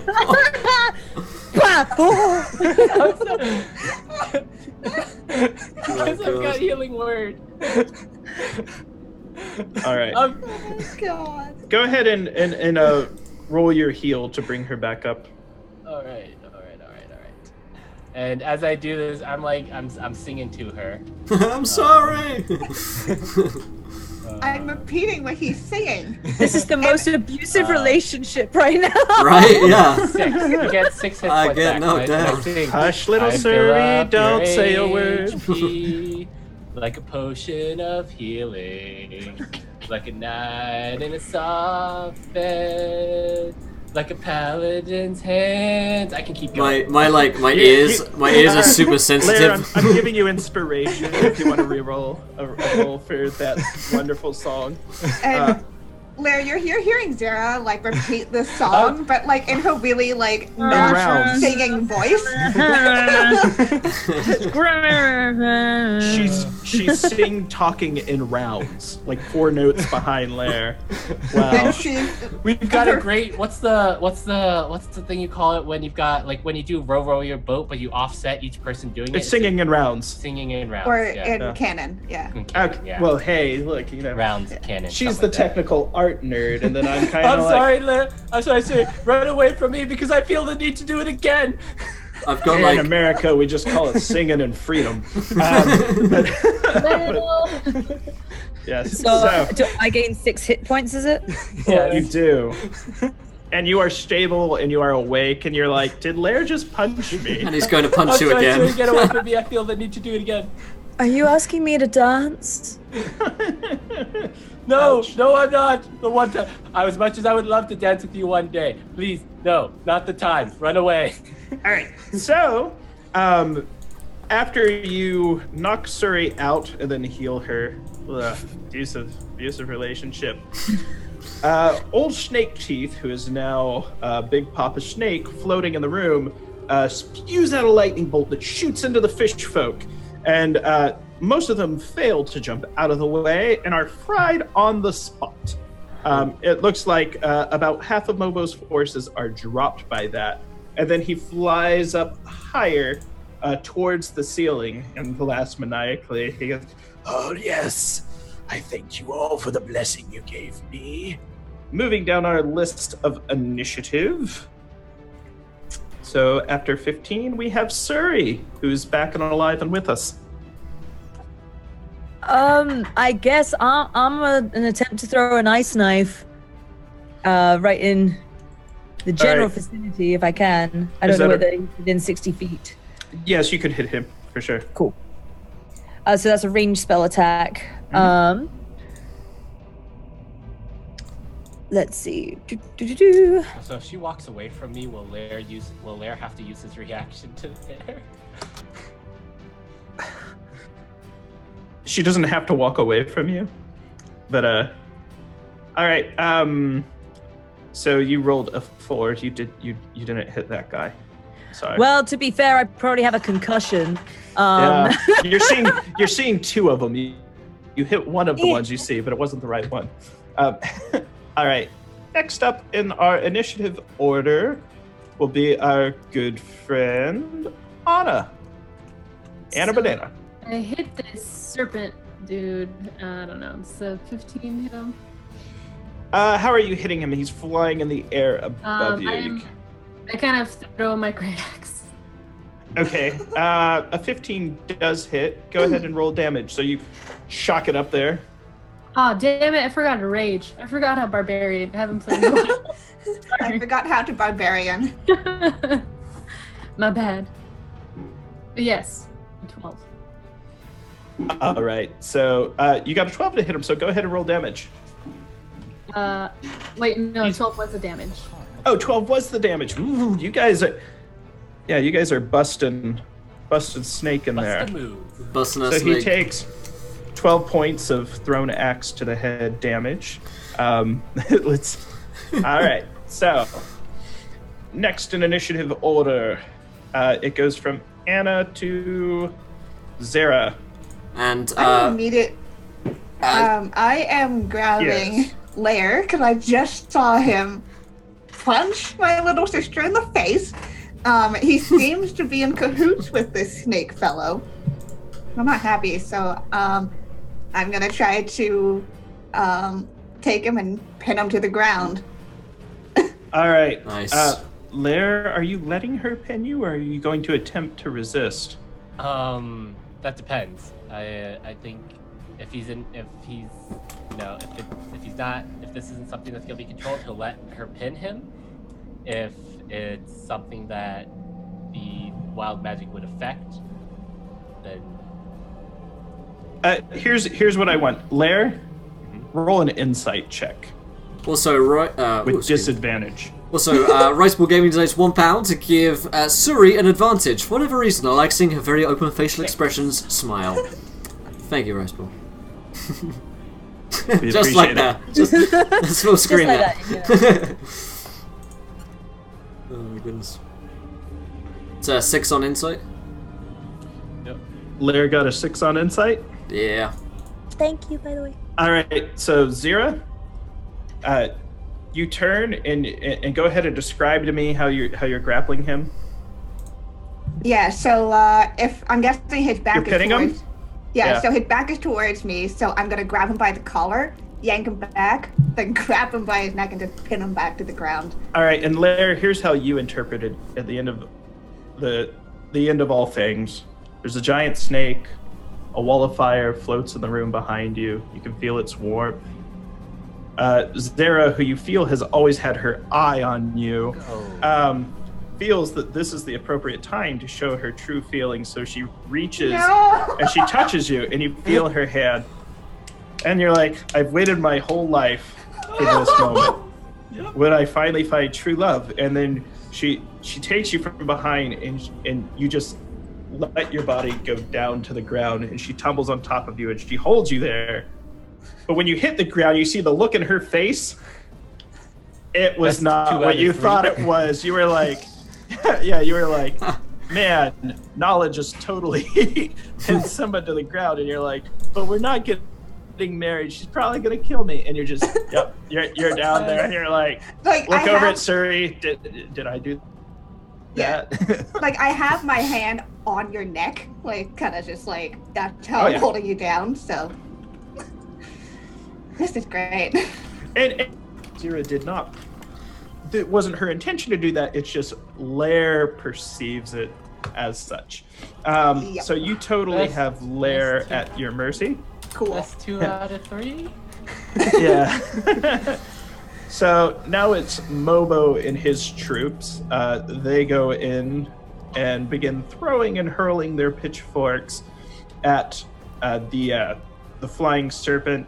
They're going in with great great precision at the serpent, and they manage to hit him with a couple of their tossed pitchforks, and he seems to be getting slightly weaker. And with that, I believe we return to the top of the initiative. Let me just check. Yep, we're back at the top of the initiative. So, Will, it is your turn. Okay, I'm going to... I'm just going to heal this guy again. That worked out so well for me last time. So let's do that. He's a little higher up in the room, yeah. So you'd have to throw your axe. I could throw my hand axe, I guess. Okay. Yeah, I got a hand axe, so I'll lob that. Doesn't do as much damage, but at least it lets me get towards him, and that is at a +6, yes. 19. Oh, sorry, 17, my mistake.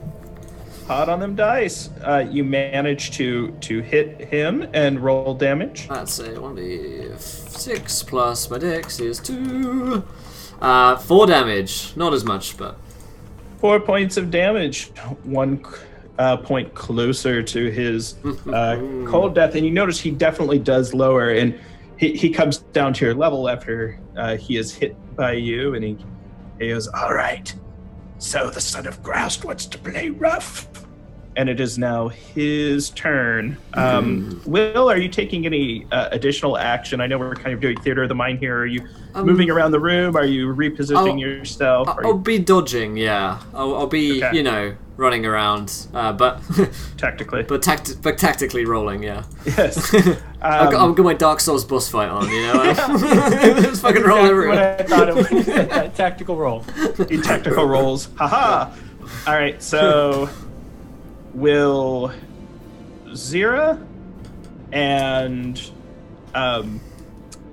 Lair with disadvantage, and Will make dexterity saving throws. Okie dokie. I can do that.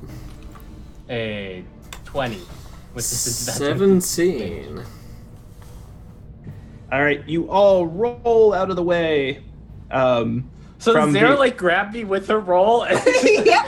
Yes. I'm not letting you go, so if I'm going on the way, I'm taking you with me. Yes. You manhandle him too. He tries to roll the other way. You're like, oh no, you don't. You make sure you have him restrained and controlled. But another lightning bolt goes shooting past you, crackling into the wall, and he speaks out. He goes, "This doesn't seem to be going my way. I may need to make my escape." And now we move down initiative I keep saying my thoughts out loud, damn it. Wait. Actually, it's Lair's turn, sorry. Yes. So, I mean, he can either try to, this is probably not the time, Zara. This is hardly the ideal place for this. I'm repeating what you say. He's gonna try to push her off, I guess. Make an opposed athletics check. So Zara versus Lair. 7. Wait. Okay. 7 And versus 18. it's almost coming off as if she's like mocking and taunting you, Lair. You're like, now's not the time. She's like, now's not the time. And she like pins you a little harder. You're like, stop copying me. Stop copying me. No. I'm up for whatever. I'm generally very open-minded to whatever kinks people may have, but this is a little bit not the time. I'm repeating this back at you. Well, I'm open, but now's not the time. All right. Wow. So, just throwing out your single status, ladies. all right, my friends. So moving past the baddies, and I believe it is now Suri's turn. Yeah. I'm going to try again with my last spell slot there to try an ice knife once again. Because if at first Suri doesn't succeed, she'll keep trying. Try again. Are you going to use your advantage that was given to you by the... Yes, this time I am. Makes sense. All right. Do.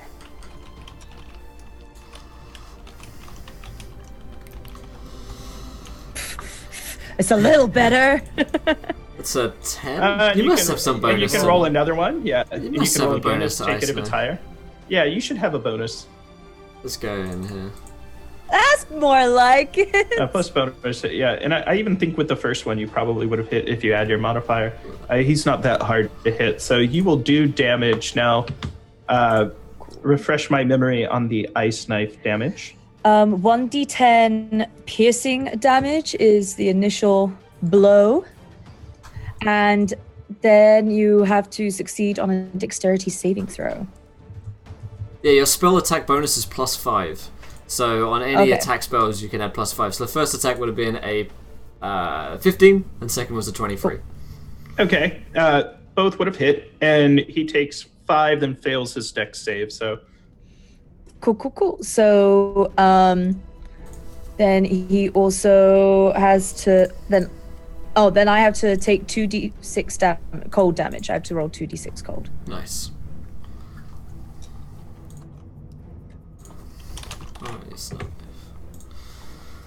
Nice. 4 damage. 4 damage. Something. I did things. something. yeah, you've done a lot of damage to this snaky snake. Done He's more floating than through Lair. True. I right. both took damage and I'm giving it back, baby. All right. It is now Anna's turn. Anna, what would you like to do? So where did my great axe go? Your great axe is on the other side of the room. Okay, and I'm guessing I don't have time to go. You could run and pick it up, and you would still be able to, and you'd be able to throw it at him again if you would like to. You can pick up the axe as your incidental action, your free action, and you could get over there. The room's not enormously big. And he's still floating, right? Yep. He's much lower, though. You could probably hit him with your reach. Okay. So I have 2 hand axes. So I will rage because I didn't cause enough damage, and as much as I'm used to. And so I'll rage, and then I'll hit him once with my 1 hand axe, and then I hit.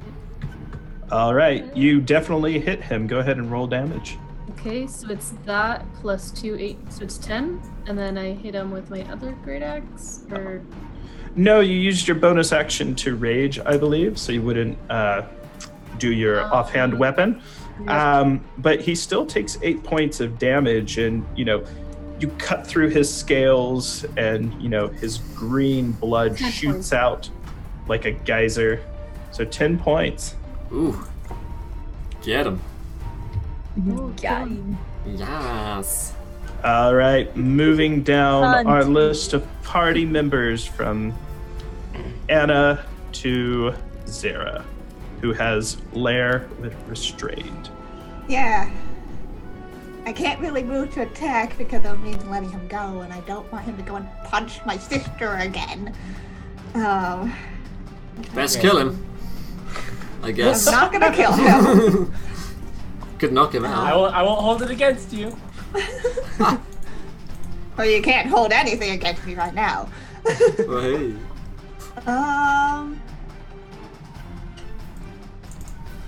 How far away is Surrey from me and Leah right now?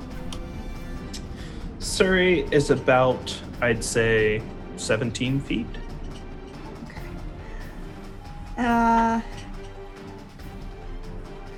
Look at Snake. Look at Lair. Look at the snake. I'm gonna get up and I'm gonna go attack the snake with the short sword that I stole off of somebody earlier. All right, go short sword that snake. Make an attack roll on him. I don't know what the damage is because I normally work with long swords. It's 1d6. Plus right. either your dexterity or strength, which I believe for you is the same. Yeah, and I'm going to be doing it dueling as well, so that's plus another 2, I think. Mm-hmm. So 2 plus and 3. Oh, first I have to roll d20. Nah, doesn't hit. Oh, fatal rice ball. What did you get? 11. Oh, nice. With your modifier? Oh, no, that's a plus 3, so that's a 14. Yeah, you hit him. Oh, okay, cool. So Riceball wants to give Lair a nat 20 as long as he's got a good medley to go along with it. Oh boy. Thank you, Riceball. Medley. No pressure. No pressure, just drop a help mixtape on us. Yeah. Like what We kind of medley are we can looking give you a minute, I'm sure. So did you do 11 points of damage? Yes, there? I did. I jumped up and I took my sword and slashed at him. All right. You jump up. Yeah. And you pull out your short sword and describe to me how you kill this great serpent. Ha! How far off the ground is this guy? Could I reach his head? Oh, absolutely. Okay, cool, because just like the snake I fought before, I'm going to actually leap up, grab onto him, and take my sword and just slash his head off. All right, as you jump up, you slash his head off. His head falls to the ground. His body erupts with a vile, menacing spirit which lurks in the room. And he laughs out loud as his lifeless form. He goes, "You fool! I shall only rise again to return and slay you and all those you love." And then he looks evilly over at Surrey. He looks at all the party members except Lair. and then finally Lair. And then he erupts in a violent explosion back to the plane which he came from. And with that, the fish folk seem frightened and startled and look around. And that fight is over. You all gain the experience for beating him. At this time, I'm curious what the party wishes to do. You still hear scuffling and brouhaha in the world above you, but now you are still in the temple below. I say, It sounds like there's fighting going on up there. Could be more of this snake stuff. Lair gets up and dusts himself off and, well, I wouldn't mind continuing that later, Zara, perhaps in a more suitable location. And I turned to him and I'm like, "What were you doing? You were in cahoots with this snake monster? Were you punching my sister?" I don't know what he's talking about. He just started telling me something. I was like the son of the elves, and he said I was one of them and that we were on the same side, and so I sort of went along with it because it seemed like the best thing at the time. And punching Story? I don't know. I think he must have bewitched me. I'm just like, that's all I did not mean to do that. Suri, I am extremely sorry. You notice Luigi, the rum gremlin, looks up at you and he's like, he just starts laughing and pointing. He goes, "You're kind of a scummy guy, right?" And he winks at you. He's like, "A mischief maker." I wouldn't say that. I've been known to get in trouble from time to time. But no, I would. Who? Why? Who have you been talking to? He goes, "Just put two and two together." And then he sort of scuttles away. He goes, "So, Maya, what do you think? What do you think we should make of this? He's definitely from down south, and it looks like we've got problems in the room beside us as there's this massive chandelier of fire rotating in the temple. What exactly do you think old Pointy Ears did that brought this about?" I don't trust him. I give a big sniff. Yes, I don't trust him. I don't trust him either.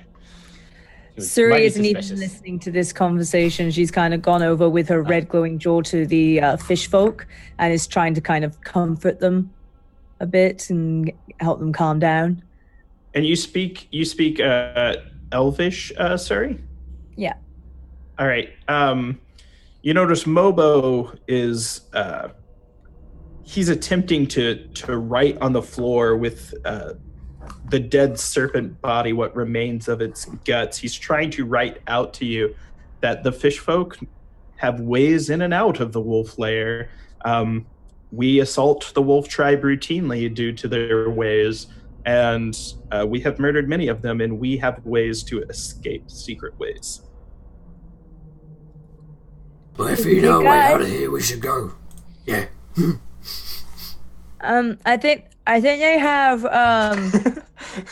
I think they have ways to escape. Oh, look, I'm so here. Do you need some more healing, sir? I can make that go away. Let's get on. I swear. Get away from me, leper. You smell like fish. I like it. Coming from the wet dog smell over here. And you smell like a leper. All right, if you know a way out of here, we should go. I can heal you from like over here if you would like. You notice the fish folk too. They seem to be mourning their dead. They lost many of their numbers in this combat. I want out of here. We have to find Alister Thorn. Go ahead. Go to the person's, the guy he used to serve, like his bones. Yes, in fact, Knack, you notice as well the bones of Oslo Bush, who you traveled with, Alister's friend, one of the king's favorite 5, is lying in the room, and he has his property on him, including his traveler's pack. What do you do? Sorry, that was me? All the party. So Anna and Knack, you recognize this person of interest. I'll go sniffing around. All right. Maya or Knack, would you like to open his pack? You notice he doesn't have any weapons on him, but it appears that there are 2 scrolls on the inside. One is a scroll of fireball. The other is a scroll of flying. And there's also a small journal. And the inside it's written in common. Most of the pages have been torn out, but those that remain, Oslo explains that what came before must be forgotten. He and Alister have been taken by the wolf tribe. They are attacked by other wolves, other orcs, who come every so many weeks and liberate, they claim, wolf tribe members. There seems to be a civil war of sorts between tribes. Alister has made friends with the other tribe and managed to stage an escape. He's not here. He has left and has gone to the mountains. Okay, That's mostly. I'll relay this to the party. Alister Thorn, he's gone to the mountains. I can pick up the scent from this. Let's go. So the fish folk would like, they say you're welcome to follow them back to their stronghold. But it's a long, dangerous journey through a realm they call the Night Below, which you are familiar with as the Underdark. Or they say you're safe, or you're welcome to try to travel above ground, but it's up to you to get past the Wolf Tribe members because they are not welcome here and they must leave soon. Would you like to try your hand above or below? I don't mind the dark. I would like to mention at this point that Lair is sort of in the corner singing to himself because he feels bad about hitting Suri, and then he got rebuffed when trying to heal her, and he's just like a little down. Oh. I'm sure Suri would actually let him heal her. She would just be like... You hear him singing still, it's cold here in the city. It always seems that way. And I've been thinking about you almost every day. Thinking about the good times. Thinking about the rain. Thinking about how bad it feels to be alone again. I'm sorry that I hit you in the face. Amazing. Oh my goodness. Okay, and I hope I earned my D20 with that. You definitely did. Most definitely. Wow. I approve. So Stefania says she does not feel very safe in the Underdark. She goes, I'd rather take to the woods, where I'm from, the forest, the swamp. The world below is no place for elves. I nod agreeingly. I do agree with that. However, I know you mentioned many secret exits. Is there a way out that may not take us straight to the other tribe, but one that will take us at least away from the wolf here? They say there is a way. You can voyage through the River of Pain, head south down the river, and make your way towards the east. That will take you away from the other tribe. But be very careful, for the skeleton man and his 2 daughters roam those lands. And when you see the sky turn to blood, you know you've gone too far. Good. We writing this down. Rolling. So, and then they point, and you notice the waterfall that was going down, you saw it as you were coming down the steep staircase, does drop into an underground stream that seems to go through a system of caves. Okay. But the fish folk refer to it as the River of Pain. Well, Knack will say, If we must go above ground, then fine. But I would prefer to go in the Underdark. May I ask the fish folk why they call it the River of Pain? Here goes. The newcomers often feud there. And the old ones have left, and the newcomers settle their disputes at the river's edge. Sounds friendly. They say it's not. They don't understand sarcasm. Mobo starts to head towards the Underdark, and the fish folk sort of block the entrance from him, and they point back to you. Mobo is assigned to you, and they say, wherever the party goes, he is to go. Mobo! Any of you fan artists out there? We want some fan art of Mobo. I can show you a picture of him. Mobo. demand. I'll send we you already have a Mobo picture of Mobo. Holy shit. That's- Yeah, we Why got a haven't- picture of Mobo. Why haven't we had this on the stream the whole time? Well, my vote is Underdark.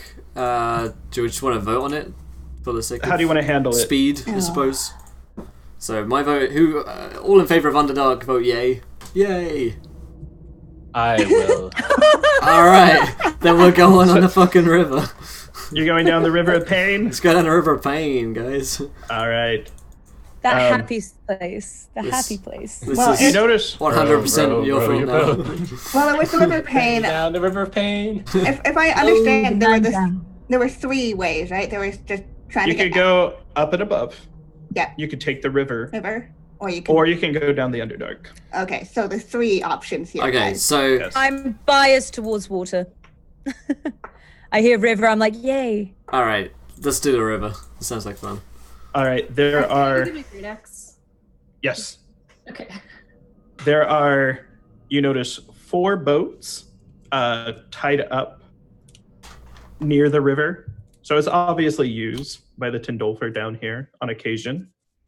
Now, Maya, you're familiar that normally only the clergy, of which there are exactly 2 in the tribe, are allowed down here. So you're not too sure why there's so many boats.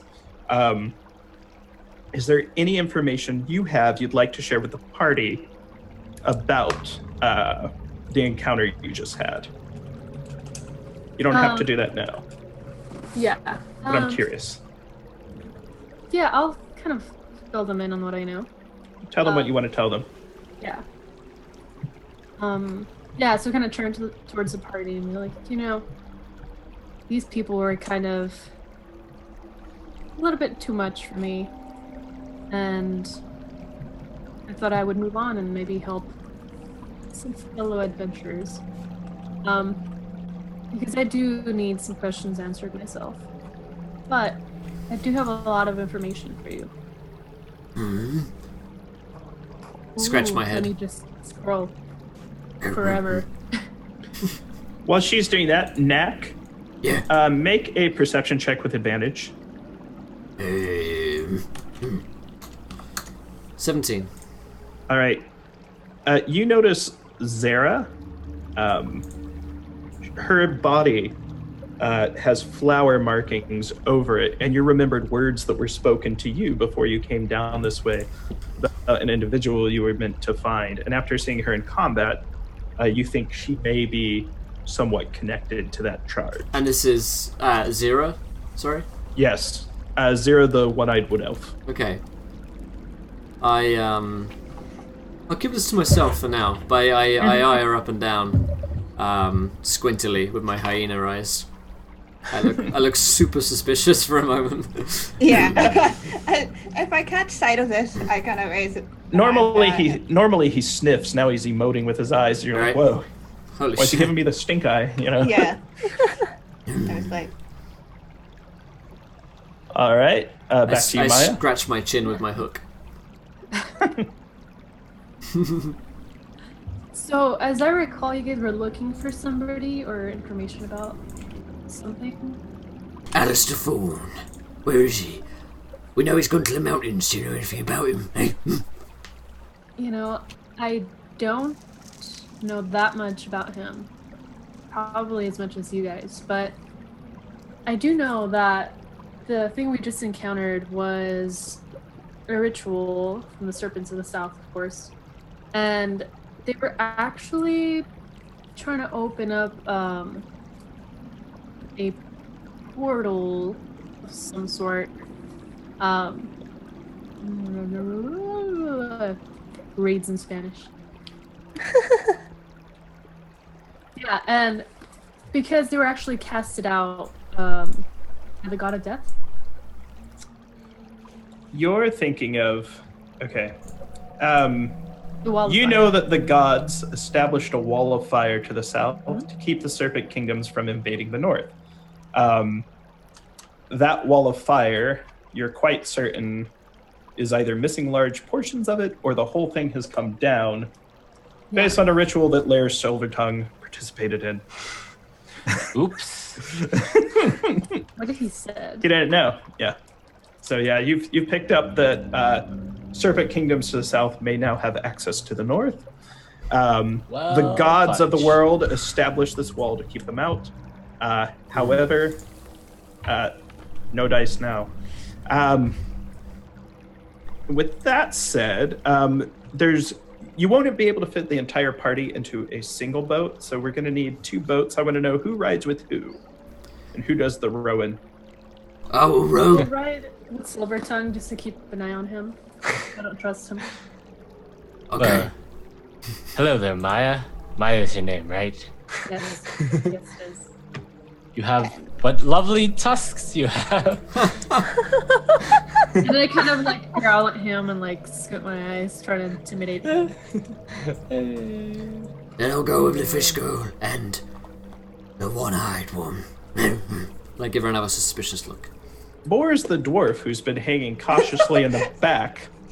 And yes, Stefania, they go ahead and hop in with Lair, and Hello, chums. Stefania, as she walks past, hands a note to Lair. Do you read it? Yeah. Well, not in front of everyone. Did I notice this? Make a perception check. It'll be versus her sleight of hand score.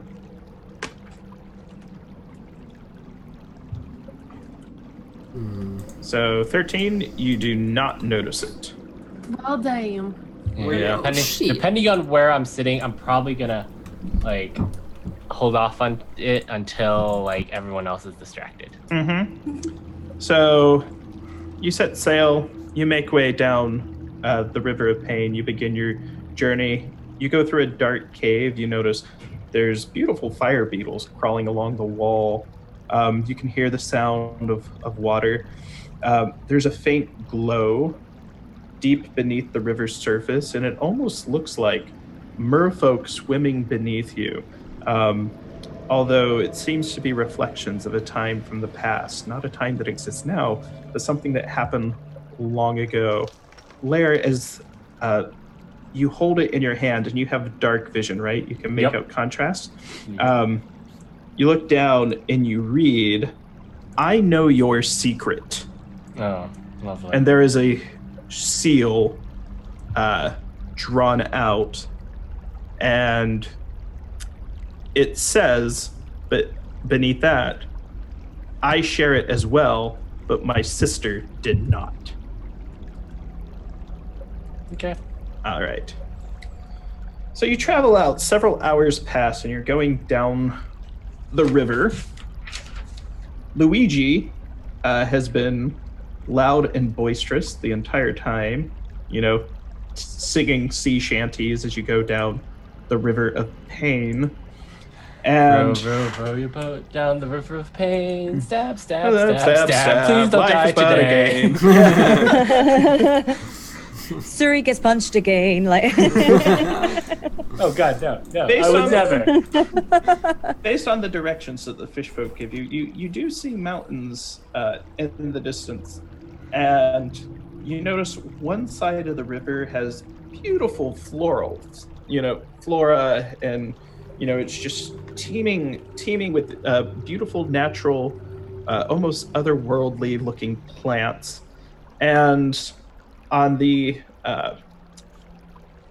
other side of the river, the western bank, you notice it appears to be dead partway, but as it goes deeper, you see a very lush forest. So there appears to be beautiful gardens to the left, lush forest to the right, and you're coming to a river bank where you can depart on either side. Do you want to stop here, or do you want to keep going?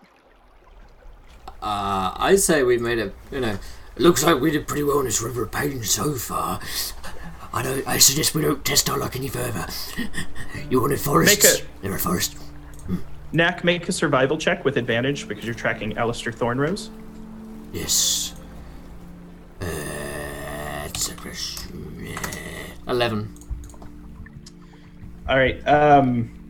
You're not too sure which way Alister went, but you definitely see that more likely than not, the most recent travelers through here probably passed through the eastern bank, the gardeny side, the more flowery side, and the other side doesn't look like anyone's passed that way for a long while. Okay. And it looks like humanoid-sized tracks, not like giant tracks, not hooves. I'm going to jump out of the boat and go to look at these tracks and point to them to the party after, basically, putting my nose into the mud. And... Yeah, that's... As far as I can tell, I think they went this way. East Bank. So... And you're positive by examining... you do see a solid plate mail boot print on this side of the bank. So someone was definitely wearing heavy armor, as Alister would. Yeah. He was here. I can sense it. You're pretty sure of it as well. So what do the rest of you do? Well, this is as good a time as any to perhaps take a break from the river. Is it getting later in the day at this point, or? Absolutely. And you notice the sky is not... it feels as if the entire aura of the world itself has shifted and changed. You no longer feel the burden and despair of the Long Marsh colony or the lair of the wolf tribe. It almost feels like all of the worries of the world have been cast off your shoulders. And it feels like, better times lay ahead.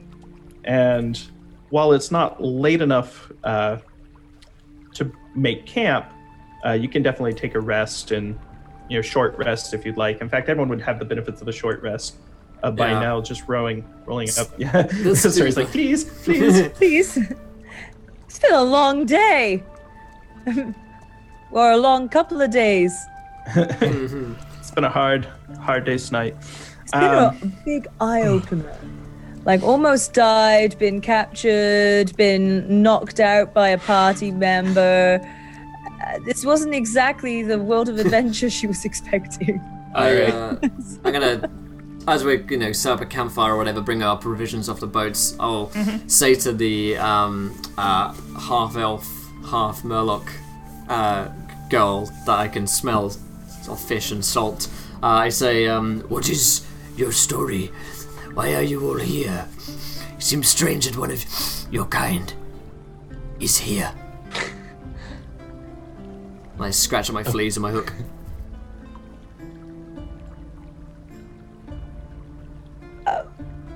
Well, I guess the summation of it all is lost people. We're here to find them. Why? There were meant to be a whole civilization set up, and they're nowhere to be found. Why must you find him? Because they're lost. Zero, help me here. Stefania speaks up. She goes, because the king hired us. They're going to pay us 3 years' worth of living wages. They're very important to bring back. We must return your master. I nod in accord, like finally understanding what the fuck these guys are doing. Gold, I see. And I cross my arms as if that's an improper thing. And she does look at Lair. She goes, there's a task that remains to be finished in this land. Yes. Yep. We have to find the Alister and his compatriots, and perhaps whatever happened to the colonists, and then we have to report back to the king. Now, I am curious, who will be blazing the trail through this side of the riverbank? Who will be taking up the rear? Who will be scouting? Curious who's watching provisions, kind of similar to when you guys were tracking through the marshes. I'd probably be all for tracking with my nose. I will leave the foraging and all of that to you more capable hands. You morons. So will you carry the provisions again then, Mayor? As long as I don't have to carry the water. I'll Fair carry enough. the water. You sure there? I like water. I know you do. Besides, it's been a while since I did some sort of heavy lifting and stretched these bones. I pat her on the head because I'm like, you're so cute. No. You journey for several hours. Nak, go ahead and make a survival check for me following the trail that you found. That's a 15. All right, a 15. So the trail's actually getting much easier to track, and it takes you through a short clearing, and you notice all the plants around you, all the trees around you, all the leaves seem to be changing in hues slightly. They seem to be leaning more towards a red tint, and you notice the sky itself around you. A large red cloud seems to be drifting and overcasting the land around you. In fact, it does sort of sweep over you. And you see a bright light beyond the clearing. It's not red, though. It is, in fact, piercing white. Do you want to advance ahead of the party and investigate it, or do you want them to come with you, or do you want to retreat? Yeah, I think I'll investigate it on my own. I'll say, Stay here for a minute. I'm gonna go sniff this out. Be careful though, because I think this might be what that prophecy or that said The about sky's turning into blood. Tell us what your nose smells. I look at him blankly. Okay. Do you have something, Lair? I think yeah, I'm gonna give some bardic inspiration to Knack as he goes off. All right, Knack now is the recipient of bardic inspiration.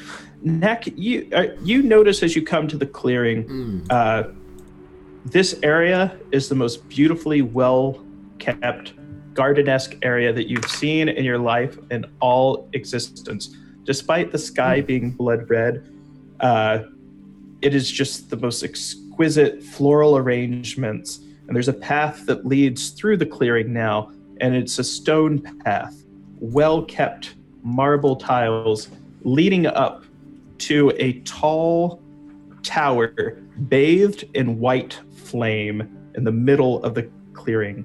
So there's a tower piercing the sky, it appears, and there's a white flame around the tower. What do you do? His kin, Knack's kin, doesn't have a great appreciation for the finer things in life. Don't find too much beauty, I suppose, in flowers. But he does seem very interested by this tower. So I'll return to the group and say, lots of pretty flowers. Tower, white flame, where the sky turns red. They went this way, though. It may be dangerous, but they went this way. Maybe clues in tower. I think there may be some people in that tower. Possibly the skeleton man and 2 daughters that was mentioned to us. If we are to keep going, we must be cautious, I would imagine. I think perhaps that is the best way to go. And perhaps if there's someone in that tower who's hopefully friendly, maybe we might get a bed to sleep in tonight. Yes. We can hope. Oh yeah, so when Dara's repeating things still, she's now just muttering under her breath because she's getting very annoyed. No, I think she says it out loud in a sing-songy voice with her hands, God. Right? No, she doesn't do that. No. She sort of mutters it after everyone. And it's actually most entertaining to watch her repeat after Knack. And Knack's like, I like her. She gets what I'm saying. She totally gets it. She just really understands. Like, she follows the alpha. She gets it, yeah. And... So is the party going to approach that clearing again? Hell yeah, I am. All right. Oh yeah. Come on, let's go. Onward and forward to glory. This time as you approach the clearing, about midway on the path towards the tower, there is a dark rider garbed in black about halfway between you and the tower that remains completely motionless. And everyone can make a perception check. Suri's been gathering flowers the whole walk up there. She's just kind of standing there with a little bouquet. I sniff them. I just sniff everything. Oh, that is 2 1s. Wow. My rolls today are not great, guys. That one and that one. Yes. I think no, I'm good. Now, Anna, Maya perceives that this is an armored female. She doesn't appear to be in a aggressive stance, but she definitely seems to be on alert and curious about what's approaching.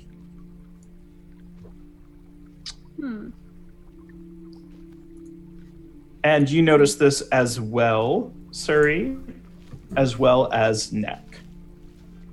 I would call out and say, who goes there? She speaks out in a loud voice that is much louder than yours. She goes, you are the ones to go. I was already here. Who approaches? Clever words, but... I like you. Witty with your words. My name is Lair Silvertongue. I roll my eyes. Extraordinaire. These are my traveling compatriots, and we are on a quest. You know when dogs give you those eyes that are like, really? Like you see Vera like repeating and like mocking him. Yes. Yes, She are seems seeking confused. a man. You noticed amongst the flowers a woman in a beautiful floral gown made out of roses and daffodils and all sorts of flowers and petals. Seems to approach, and she's backlit by the sun. She goes, "Well, it appears we and Father have guests." Oh, Zira, look at the pretties. Your father must be a truly amazing man to have brought forth such a beauty into the world as you. He is amazing. In fact, he's the regent of this area. Will you come with us into the tower? I will gladly follow you anywhere, but first, pray, may I have your name? My name is Eleanor, and this is my sister, Juliet. What lovely names for some very lovely ladies. I also want to make it clear that we don't mean you guys any harm. And then I look over to the party and I'm just like, right, you guys? I growl. Oh, no. Not at all.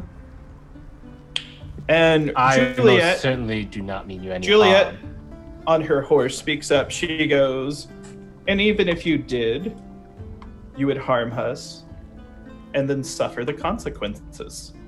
She speaks up very stoically. And I nod. Eleanor looks at her. She goes, "But it would be up to us to forgive you." And Juliet says, "Or issue justice." They invite you into the tower. Do you want to go inside? I do not, can. considering that I have You can literally issue- just received a warning about the skeleton man and his two daughters. So I will just be like, we do have to be on our way. We are following a track that happened to go through this pathway. We don't mean to. Who do you seek? We seek somebody that has been lost. I'm very reluctant to say any names. Oh, that's why you would be seeking him. You wouldn't be seeking after someone who's been found. Who did you lose? And she scans the group. And this is Eleanor in her floral gown, not Juliet on her steed. Oh, well, we have lost one Alister. And I Now the best part is you don't you repeat exactly. Yeah, I what just said. say it. You're having to do both our mouths. You're like covering both. And it's funny because you go, "We've lost one Alistair." yeah, so doing this. Alister. They go, "Alistair," and they sort of look at each other. They go, "Alistair, was he a knight?" I nod and I kind of bow. You know, this is like my squire. I say, He is my master. I am his squire. Have you seen him? No. Roughly a week ago, but he didn't speak with us. He only spoke with Father. Then I must speak with your father. And we will take you to him. Does Neck enter the tower? Does the party follow? I'm going. Yeah. Blair's going. I don't trust him, but I Blair's want like, to you see. can administer justice to me anytime. Wow. Wow. They're just gonna look over and just be like, She does not, and she assures you, she goes, "One day it will be my duty to," and she places her hand on the hilt of her sword. She dismounts her horse. They take you up a long spiral staircase. The tower itself is very ornate. You notice tapestries all along the walls. Elves of the party make an investigation or perception check. alright. Do I count? Or a history, whichever's higher. Let me check. History I'm a for half sure. elf. Do I count? What's that? I'm a half elf. Do I count? Oh, you Okay. would, for sure. Okay. A 23. All right, so Lair, you notice in the tapestries, Empress Genevieve, the Empress of the nation of Desali across the sea, is in many of the tapestries. These are not elves who approached you in the garden, though. And they take you up the stairs. They bring you to a large, majestic throne room. And on an ivory throne, at the end of the hallway, is a large armored figure with the face of a skull, bathed in dark flame. And yeah, Suri, you've never seen anything like this before. And he speaks, he goes, Morgus, this has been the busiest month of our lives. And that is where we will end the adventure. Everyone has received enough experience to move from first level to second level to third level. Oh, holy moly! Oh, yes. The double level up. To 4. What's that? Oh, wait. Those of you that started at second level will be third level, not quite at full. Cool. Yay! Sweet. That's awesome. So what do you think of the adventure so far? Man, that is awesome. I'm enjoying it. I'm enjoying getting the whole party together now. Like, this is cool. I'm enjoying this, yeah. Well, that's where we're going to wrap up this show, my friends, but fear not. We've got another show coming in 1 hour's time. You guys can get a break, get some food, get some dinner. We'll go host a lovely friend of ours. Then we'll come back online for our next show, which is Shores of Borigard, which you guys can join in, play with us, with some Dungeons & Dragons. Super looking forward to that one. But let's go around the cast and crew. Great job, everybody. Fantastic work, as always, Grant. It's a pleasure to finally get to play under your body, yeah, this is turning out great. I'm loving playing a dog, by the way. This is fantastic. It's my favorite. Really cute. Fantastic. Well, let's go around the cast and crew. Did we enjoy ourselves? Where can we find one another online? Let's start with the indefatigable Grant Ellis. All right, you can find me out as Wise Papa Grant on Twitter, and rather than plug any of the other projects I'm working on, of course, Brave New Worlds will be coming out Q1 of next year. You can buy it on justcomicsgroup.com. I'd advise you, there's a lot of hardships going around worldwide. There's a lot of issues that need a lot of attention paid to. As people retweet and put out hashtags out there, just check out what people are talking about, check out what struggles are going on. I know Will understands what hardships are like and how the community has to come together to help one another. So that's all I'm plugging this week. Support the community, support each other, take care of those you love. Oh, fantastic. I like that. Follow that, Anna. Aw, I can't. Well, shit. Well, damn. Well, I'm Anna. I love this group and this adventure so far, and I'm super excited to see what we fight and we don't die next week. It'd be great. But you can find me on Twitter as AnnaBPhoto or on Twitch as Cyborg Pizza, and things to plug in. I do make D&D pins. I only have one design so far, but they're D20 heart pins. I don't know if you can see them. Oh, no. We've got a giveaway for that as well, right? What's that? We've got a giveaway running for that at the moment, right? Yes, which leads me into the giveaway. I am also part of a all-female podcast D&D actual play group thing, Bob, and we are actually having a contest and a giveaway, so you could win these awesome pins. And Hell yeah. check out the podcast, WonderQuest, at WonderQuest Pod on Twitter. Sweet. Sweet. And yes, that is all. All? Yes. Maybe? Question mark? Maybe there's other things. I'm not Find going to out tell next you. week. I'm a lady. I'm a woman of mystery. To I be like continued. it. Yeah. Now cut to the break. Yeah. Woo-hoo, we've got enough time here. Kiana, yourself. Oh, hey, this is so much fun. I'm having so much fun with this group dynamic. It's pretty great. Jera hates every moment of this currently, but I'm loving it.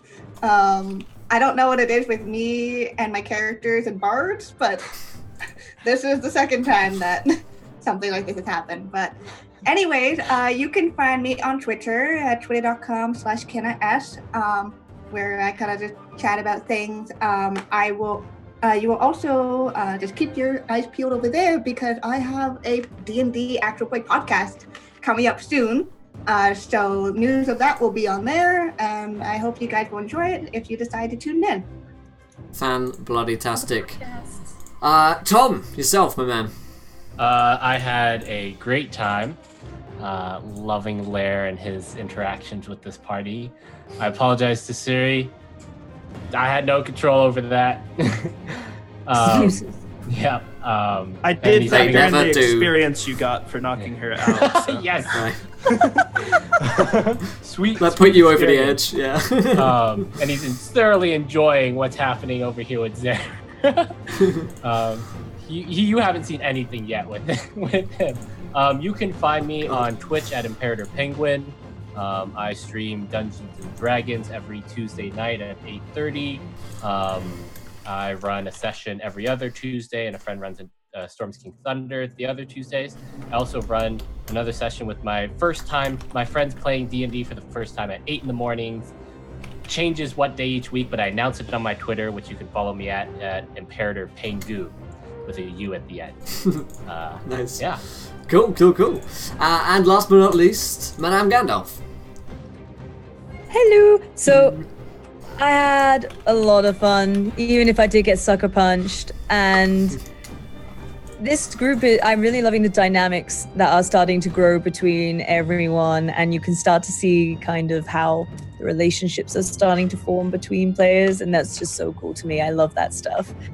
And yeah, I'm really excited to see where it goes because, oh my goodness, if this is only episode 2, dear Lord. Right.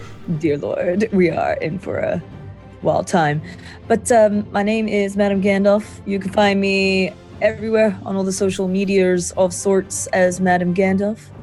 And I'm a variety caster here on Twitch, from anything from cooking to pub quizzes to a variety of different games. And yeah, you can just find me around everywhere on Twitch, really. So thank you so much for having me be part of this. Yeah, this was awesome. Really fun to play with all you guys, and had a fucking wonderful time. Well, we are going to go on a quick break this week with just now the new thing of taking a break in between, allowing you guys to get some fucking food, some drinks, and to hit some folks in the US to get back home from work around 4. So we're going to start next stream at 5 p.m. Eastern in 1 hour's time. The Shoals of Borigard is going to be coming at you. So what we're going to do is we are going to go over to our good friend Awkward Kitty.